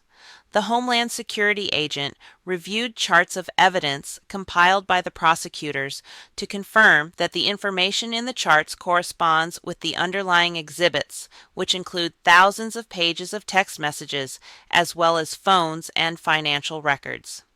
He said the 44 entries on the chart range from May 2021 to August 2024, and the only woman's name on the chart is Jane, one of the accusers in the case. He said before accuser Cassie Ventura's lawsuit was filed, most of the locations were hotels. After her lawsuit was filed, none of them were at the hotels. Cerciello said there were 3 of these events after Combs posted an Instagram video on May 19, 2024. Cerciello testified that he reviewed documents related to a hotel stay that Sean Diddy Combs had in Los Angeles in January 2023. Hotel records showed the room was reserved under the name Joseph Chavez and included a $3,750 charge for damaged furniture. A report from the hotel said there were bodily fluids stained on the wood floor across the entire room and on some of the furniture. The evidence chart referenced some of Combs' text messages with Jane, one of his accusers who is using a pseudonym in this trial. The messages showed the two coordinating the arrival of 3 men at the hotel. One of those men deposited $1,500 in cash at ATMs in Los Angeles in the days following the hotel reservation. The jury also saw a message Combs sent to Jane telling her to send $1,100 to Cowboys for Angels, an escort service for flights and an overnight rate. Records in the summary chart reflect that Jane and Combs stayed at the London Hotel in Los Angeles in April 2023. Texts between Combs and an entertainer documented in the chart suggest the entertainer joined them at the hotel. After that hotel stay, Combs was charged $1,800 for damaged furniture and linens. A security incident report filed about the damage said there was linen damage and smoking in the room. The report in part said, "The room towels appear to be soaked baby oil," and "baby oil is in the carpet as well." The jury was shown a note recovered from the phone of Combs' head of security Fahim Mohammed on April 25, 2024, stating 5,000 PD personal in London. The jury has seen evidence that Mohammed kept track of some spending reimbursement for Combs' personal cash expenses. They also saw records related to the June 18, 2024 incident at Jane's home. Jonathan Perez, one of Combs' assistants, texted Fahim Mohammed, Combs' head of security, that they needed $600 because PD is about to go to Jane's house. Later, Perez texted Mohammed and Chief of Staff Christina Coram, saying he and Combs were on their way to Jane's home. The following day, Coram texted them asking someone to pick up PD ASAP. In that conversation, Perez asked Mohammed to bring cash. Perez texted Mohammed again on June 20th, saying, "Need 3,500 cash ASAP for his guest. I'm going to take it to her." The jury was dismissed at the end of the day with the last witness, Homeland Security Agent Cerciello. Prosecutor Maureen Comey said she hopes the government will rest by the end of the day, Monday, June 23rd. Defense attorney Mark Agnifilo said at this point he believes the defense will rest on either Tuesday, June 24th, or Wednesday, June 25th. Judge Aaron Subramanian estimated that the parties will meet for a charge conference on Wednesday, June 25th, and closing arguments will be Thursday, June 26th. That is subject to change based on when the parties actually rest. On Monday, June 23rd, Joseph Cerciello, a special agent with Homeland Security Investigations, is back on the witness stand. Cerciello, who started his testimony on Friday, is anticipated to keep discussing the evidence charts created by the prosecution. Attorney Maureen Comey said she expects the testimony of Homeland Security Investigations Special Agent Joseph Cerciello to continue into Tuesday morning. The defense is expected to rest by the end of Tuesday after submitting some exhibits into evidence. Special Agent Cerciello verified that a number of sexually explicit videos featuring Jane with other men are referenced in a summary chart. According to Cerciello, the total duration of the videos is several hours. He also mentioned that Sean Diddy Combs appears in the footage.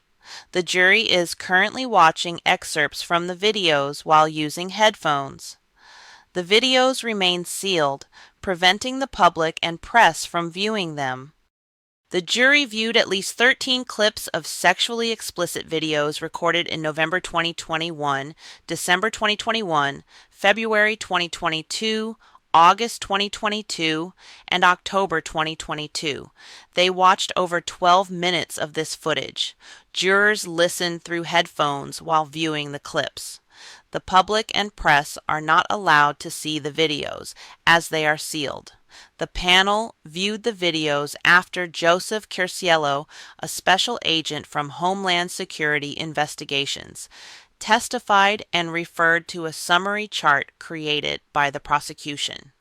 This chart mentioned sexually explicit videos featuring Jane, who testified under a pseudonym in this trial and was in a relationship with Sean Diddy Combs from 2021 to 2024, alongside other men, with Combs also appearing in the videos, according to Cerciello.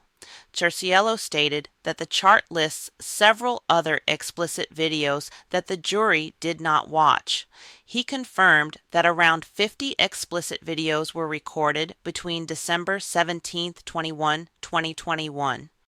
Special Agent Cerciello presented another chart that he claims outlines records related to a trip Jane took with Combs to New York City from September 17th to 19th in 2023. The chart displays flight and hotel records for witness accuser Jane and an entertainer named Sly. The records indicate hotel stays at the Trump International Hotel in Manhattan. According to the records, Jane's travel was paid for with a credit card from Bad Boy Entertainment. The records reveal that Jane covered Sly's transportation costs, but received $5,000 from Combs' account manager around that time. The travel arrangements were made by Combs' travel manager, as indicated by the records. The jury also reviewed records concerning a stay in Miami from September 24th to 26th in 2023. The records showed that the hotel was booked using a credit card belonging to Combs' travel manager. Round-trip flights for Jane and Sly were booked with the same card, according to the records. Special Agent Cerciello looked over entries in another summary chart from September 2023 when Jane met Combs in New York City. Cerciello and Assistant U.S. Attorney Maureen Comey examined text messages exchanged around that time, many of which had already been presented during witness testimony. Some texts were between Jane and Combs, where she initially stated she wouldn't go to Manhattan because she knew he wanted a hotel night. Eventually, she agreed and made plans for the trip. Other messages involved Combs' staff organizing the trip and hotel details. In one conversation noted in the summary chart, Combs messaged someone from Cowboys for Angels, an escort service, to ask about hiring an escort. Special Agent Cerciello presented messages to the jury that was connected to the trip to New York City from September 17th to 19th, 2023. The jury reviewed messages that Combs sent to an entertainer from the Cowboys for Angels escort service, instructing him on when to arrive at the hotel room. Later, an employee from Cowboys for Angels messaged Combs, reminding him that he still owed $600. LOL, he couldn't even perform, Combs texted back. The employee explained that Combs was paying for the man's time. Combs told the employee that she should be nice to him, adding that he was a long-time customer. The jury saw other texts between Jane and an entertainer called Sly coordinating his arrival at the hotel. They also saw messages involving Brendan Paul, a former assistant for Combs, coordinating an IV drip for 3 people.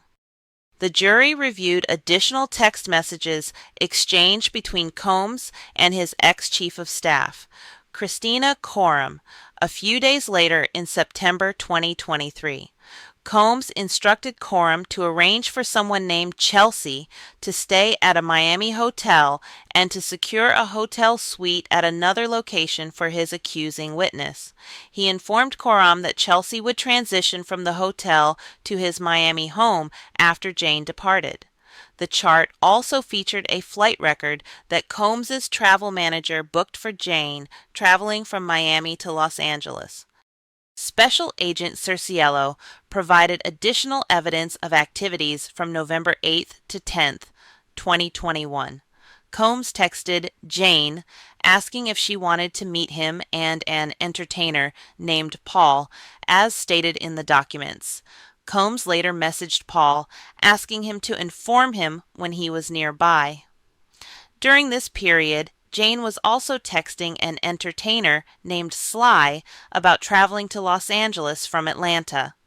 Combs was in contact with his travel manager regarding booking a flight and hotel for Sly, and Jane was passing the travel details to Sly, according to the documents.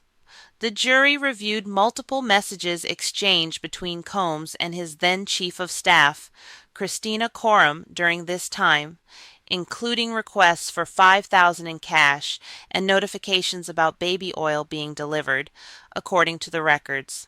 Cerciello mentioned that several explicit videos were recorded during those days.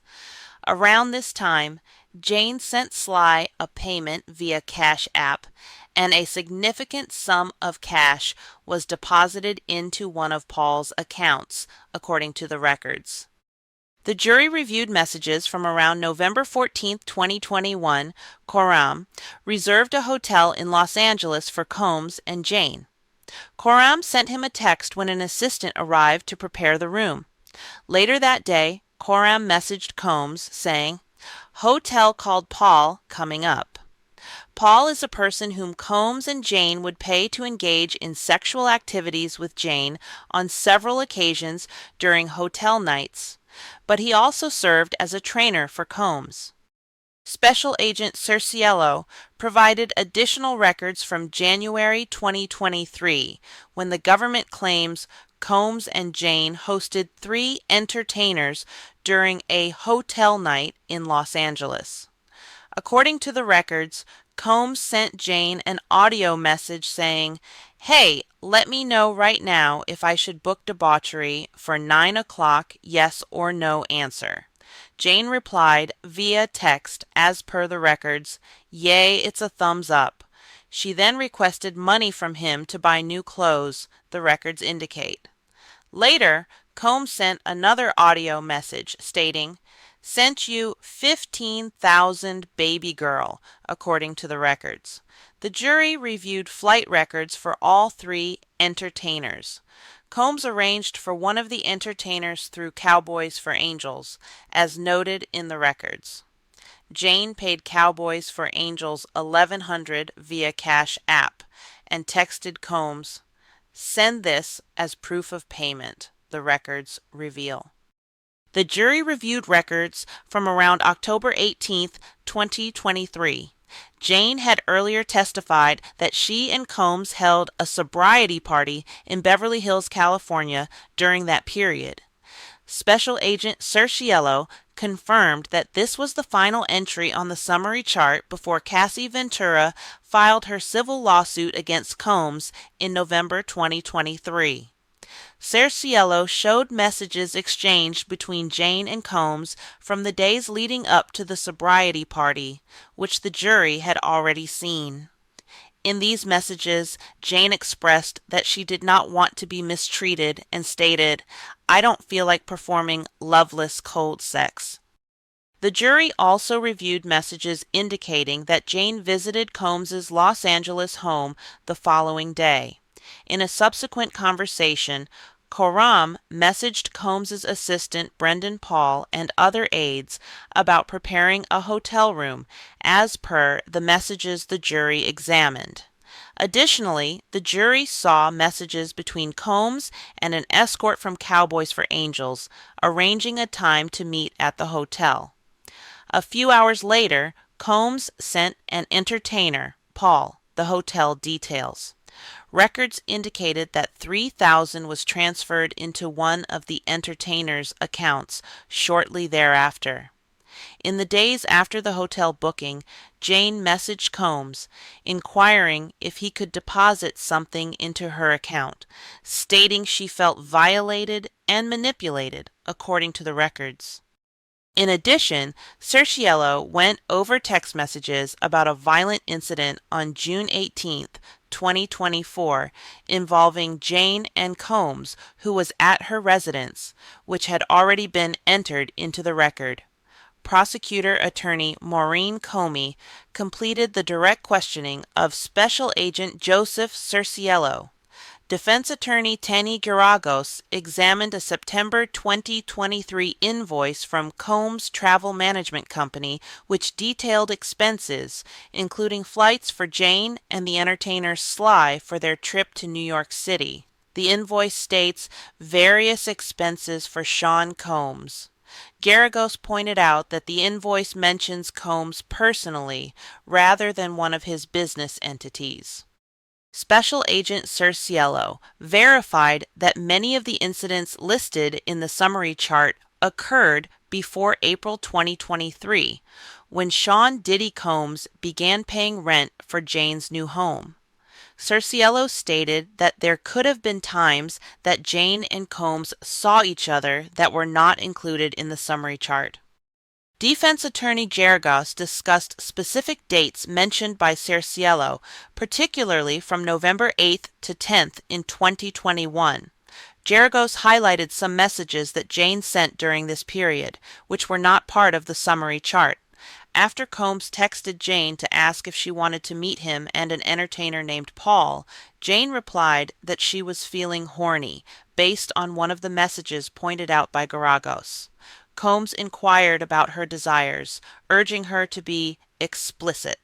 Jane then sent him details of the sexual activities she wished to engage in with both Paul and Combs, as noted in the exchange Geragos emphasized. In other messages, Jane sent explicit texts to the entertainer Sly, expressing her desire to meet him. Geragos then had the jury view a sexually explicit video clip from November 10, 2021. Earlier on Monday, the prosecutor also presented a clip from a sexually explicit video recorded on the same day. The jury viewed messages between Jane and the entertainer known as Sly regarding two separate encounters in December 2021 when Jane asked Sly to join her and Sean Diddy Combs. After one encounter, Jane wrote to Sly, "So happy you are such a sweetheart, and thank you for making me feel beautiful."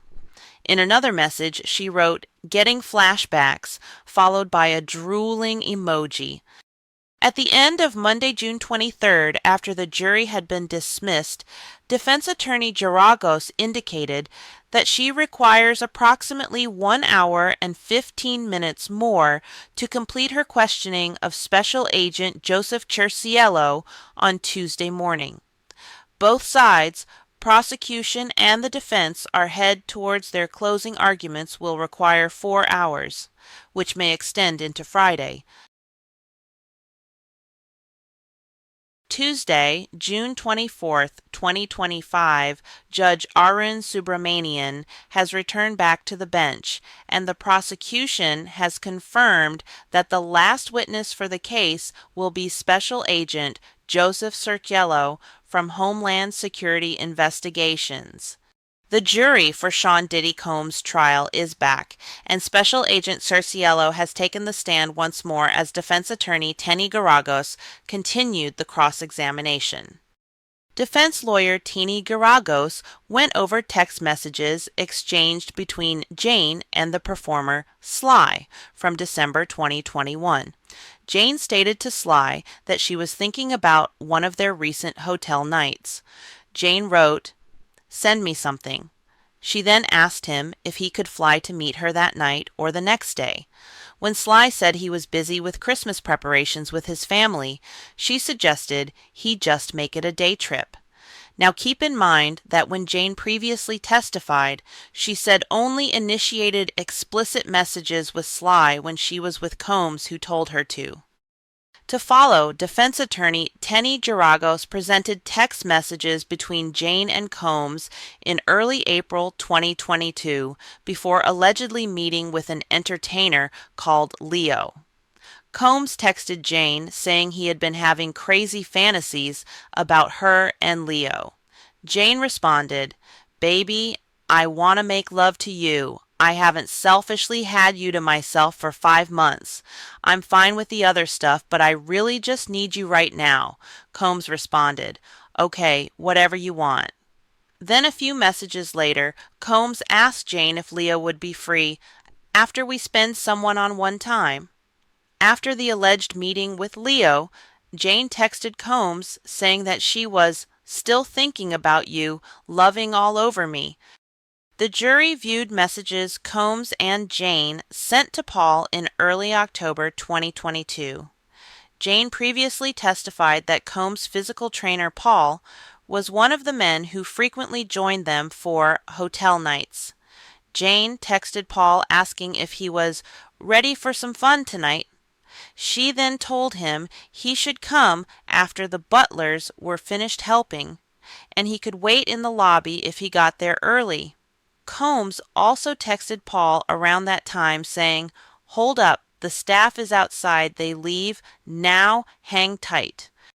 Defense attorney Tenny Geragos presented text messages related to a hotel night in January 2023 when it appeared that Combs and Jane were taking steps to prevent staff from seeing a man involved in the hotel nights. When they were planning a hotel night, Combs texted Jane, "Can I walk in on you and Paul? I would like that." She said yes, and asked him what time she should tell the entertainer. "Maybe 9:30 so he doesn't run into anyone." Jane texted Paul later, "Okay, let me make sure the coast is clear." Geragos reviewed Jane's messages coordinating times with entertainers before some of the alleged hotel nights listed in the summary charts.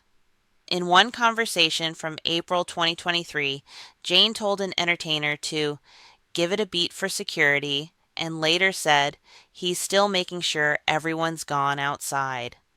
In another message thread planning a hotel night later in April 2023, Combs asked Jane to find a location, telling her, "I can't have KK know, damn." KK is a nickname for Christina Coram, Combs' former chief of staff. Jane arranged for an entertainer to meet with both Combs and herself. Also, Jane had picked up new outfits. When Combs asked if Jane was in the mood, she replied, "Yes." Combs later texted Jane asking, "Did you get pill? And hit me when coast clear." Jane responded, "Joey is gone and Italian is pulling up." The next day, Jane texted Combs an explicit message and told him, "I love you lovin' on me and me you." Defense attorney Tenny Geragos reviewed some of Jane's messages before an alleged hotel night in May 2023. Jane texted Combs about an available entertainer and said she was trying to arrange some things for a trip. He didn't respond to a few of her messages, and she then said, "Baby, all is set." Jane also texted one of the entertainers asking when he would be able to fly to Miami. Days later, she texted the entertainer that she was setting up the hotel. Later that day, Jane told him, "Give me a sec, clearing out the assistant. They had to stop by to drop off stuff," and asked him to wait in the lobby. Hours later, she texted the entertainer to thank him for coming out and told him that she could send him payment through Zelle. In text messages from August 2023, Jane and Sean Combs discussed having an entertainer sign a non-disclosure agreement. Combs asked Jane what she thought of the new guy. Jane replied, "He seems cool, babe. Hopefully he doesn't know anybody we know, LOL." She also said she would make sure the man signed the paperwork. Based on the messages reviewed in court by defense attorney Tenny Geragos, it is unclear whether Jane followed through on the NDA or if they hired the entertainer for a hotel night. Defense attorney Teeny Garagos presented text messages between Jane and Combs from late September 2023. In the conversation, they discussed flight options for the entertainer Sly, with Jane and Combs exchanging explicit messages. Jane texted, "I love being kinky for you. I love driving you wild." In later messages, Jane told Combs that she needed to get outfits from the freak store and that she was pale and hadn't had her nails done. Combs responded, "I effing love it." The next day, Jane texted Sly in part, "Tonight was amazing as per usual." Last week, the jury saw messages from February 19, 2024, between KK and assistant Brendan Paul. In the texts, KK asked if Combs was Wild King mode active or Gucci bag active, and Paul responded, "In between the two." Paul previously testified that the messages referred to a Wild King night at Jane's home that he helped set up. Special Agent Cerciello confirmed that February 19, 2024 was not listed as an event on the summary chart, and that he did not review any messages between Combs, Jane, or a third party around that date. Defense attorney Teeny Garagos reviewed additional messages between KK and Brennan Paul from around that time, discussing Combs. In the messages, KK asked if they were just chilling at Jane's home, and Brennan Paul confirmed they were. Flight records show Jane flew to Miami from Los Angeles in the days before Combs posted his Instagram apology video in May 2024, responding to the release of surveillance footage showing the intercontinental assault of Cassie Ventura. Defense attorney Teeny Garagos confirmed with Special Agent Cerciello that the records listed in the summary chart do not indicate any evidence of a third-party meeting with Combs and Jane during that time in Miami. Defense attorney Teeny Garagos showed the jury records from September and November 2023 indicating that Combs paid invoices from his personal bank account to his travel management company for travel and accommodations for Jane and entertainers around alleged hotel nights. "You didn't write that Mr. Combs personally paid for these?" Garagos asked Special Agent Joseph Cerciello, referring to the summary chart he helped prepare for the prosecution. The government's summary chart lists the travel manager as having paid for the expenses. Defense attorney Teeny Garagos played additional explicit videos of Jane from around July 31st and August 1st, 2024. The jury viewed more than 6 minutes of these clips. Garagos says she has one more explicit video to play for the jury before concluding her examination. The video was created on December 17, 2021. At this point, the defense team completed their cross-examination of Homeland Security Investigations Special Agent Joseph Cerciello. From there, the prosecutors in the Sean Diddy Combs trial have rested their case. Then defense attorney Alexandra Shapiro made a defense motion for a judgment of acquittal on all counts, arguing that the government failed to meet its burden to prove the counts against Combs. Defense attorney Shapiro explained count by count how the defense believes prosecutors did not prove each alleged crime. First, for the racketeering conspiracy count, she said prosecutors failed to show that anybody conspired with Sean Diddy Combs. There's, at best, thin proof that any of the other employees willingly participated in crimes with and for Mr. Combs, she said, adding that the exception was obtaining small amounts of drugs for Combs' personal use. Shapiro said his assistants didn't know much, if anything, about what went on between Mr. Combs and his girlfriends in the hotel rooms. Shapiro argued that Combs actually took steps to conceal the nature of the sexual activity he was engaging in from his employees.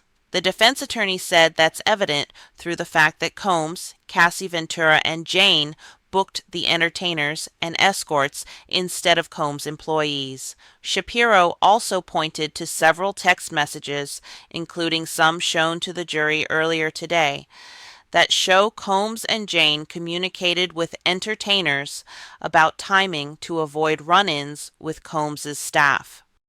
Defense attorney Shapiro argued there's no evidence that KK knew or believed that Combs' girlfriends were being coerced against their will. Shapiro also said there's no evidence that KK participated in facilitating any crimes for Combs, except potentially drugs for personal use. Shapiro argued that some messages showed Combs sometimes lied to KK, even though she was alleged to be his co-conspirator. That's not the way co-conspirators act with each other, she said. Shapiro also noted that prosecutors allege the conspiracy began in 2004, but KK did not become significantly involved until around 2016. Defense attorney Shapiro argued in a motion for judgment of acquittal that the government did not prove the sex trafficking charge related to Cassie Ventura, saying prosecutors failed to show that Combs knowingly coerced Ventura into commercial sex acts. Shapiro said the jury did not see any texts to Combs that would indicate Ventura did not want to participate in the freak-offs. A person in Mr. Combs's position clearly would have understood that, on the contrary, she enjoyed the sexual activity and did not feel coerced, Shapiro said. She described Combs' relationship with Ventura as toxic for many reasons, and acknowledged that Combs was regrettably violent towards her at times, but reiterated the defense's argument that domestic violence is not sex trafficking. Shapiro argued that the evidence showed Ventura was not coerced by violence into participating in freak-offs, and that when Combs became violent with her during those events, she left. Judge Arun Subramanian said he'll reserve decision on the motion. Judge Subramanian then turns his attention directly towards Sean Diddy Combs in regards to testifying in his own defense. Subramanian asked Combs how he's feeling. Combs said, "I'm doing great, Your Honor. I've been wanting to tell you, thank you. You're doing an excellent job." The judge, chuckling, said, "Thank you. I appreciate it." The judge then asked Combs if he understood that he had the right not to testify, and no one can draw any inference if he doesn't. "Yes, Your Honor," Combs responded twice. The judge asked if he had discussed with his lawyers whether or not he should testify. "Yes, thoroughly," Combs responded. Judge Subramanian asked if it was his decision not to testify in this case. Combs said, "That is my decision, Your Honor. That is solely my decision. I mean, it's my decision with my lawyers." Then the judge asked him if he understood that it was his decision to make. Combs responded, "Yes, my decision. I'm making it." Defense attorney Ana Estevao read a long message Ventura sent to Combs in December 2012 about how much she loved him. The message also referenced around and said, "Even when it's not super hot, she still has fun." She said she would do another party before they left, saying, "I'm down for whatever. I love you and I'm sorry I've been mean." Then Estevao read part of a text conversation between Cassie Ventura and Combs from March 2017. Combs wrote, "You think you can FO without getting high? LOL." Ventura responded, "Yeah, I'll just have to be at my level and what is good for me." Estevao read part of an explicit text conversation from April 2017. Combs asked Ventura what she was going to do. Ventura wrote back, "Be your little freak." Daniel Phillip, a man Combs allegedly hired to have sex with Cassie Ventura, told law enforcement in a December 2023 meeting that a female client once called him and said her husband asked what she wanted, and she requested to be rubbed down in oil by another man. In another meeting, Philip said that during a freak-off, when Combs would tell him to sit on the couch while Combs had sex with Ventura, he would feel jealous, as he liked Ventura romantically. The defense raised concerns about certain claims that the prosecution used as evidence, which hadn't initially been reported to law enforcement before the case started. For instance, the stipulation mentions that some witnesses didn't initially inform law enforcement about threats or sexual contact from Combs. During 4 out of 7 meetings with the government, Dawn Richard, a former member of Danity Kane, didn't mention that Combs threatened her by saying, "Where he comes from, people go missing if they say things," as noted in the stipulation.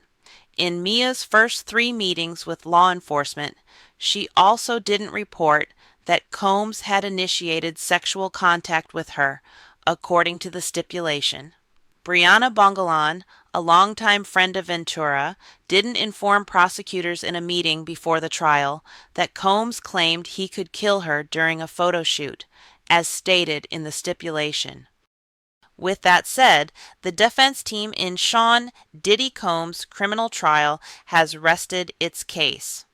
Prosecutors do not intend to present a rebuttal case, Prosecutor Maureen Comey said.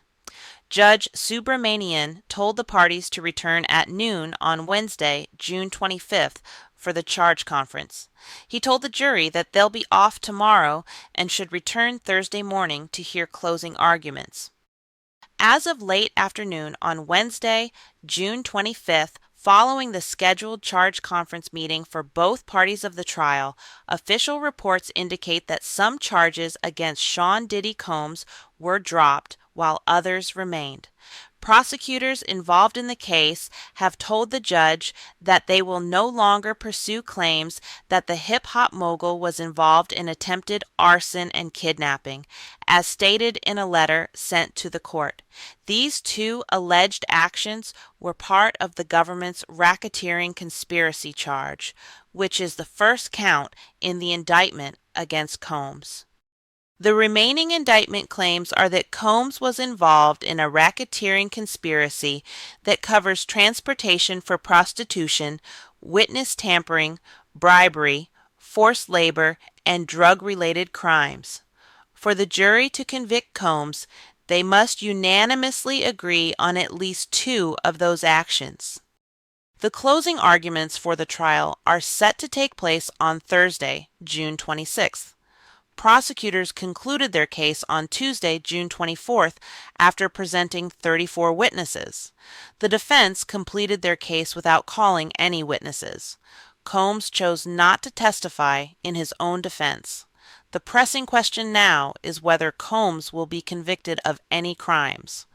Did he facilitate the transportation of prostitution and compensate individuals for sexual acts? Based on the testimonies of Shure Punisher Hayes and Daniel Phillip, both admitted to having sex with Cassie and being paid for their services, and allegedly paid to engage in sexual activities. Even Cassie has admitted in her testimony how Combs paid for her to have sex with hundreds of men as he watched, allegedly. The dictionary defines prostitution as the practice or profession of engaging in sexual intercourse with someone in exchange for payment. The evidence presented during this trial seems to substantiate Combs' ongoing practice of paying for services deemed illegal in all 50 states of the U.S. Furthermore, he also required his employees to buy drugs under their names for his personal consumption. The question now is, how will the jury reach a decision? Or how would you decide if you were part of the jury? We have presented the evidence for you to determine whether Sean Diddy Combs should be found guilty. Please share your thoughts and remember to like and subscribe for updates. Thanks for being here with us at Celebrities on Blast, where we bring you the newest updates on celebrity news and current events. Be sure to subscribe to this channel for the latest news in both current updates and celebrity entertainment.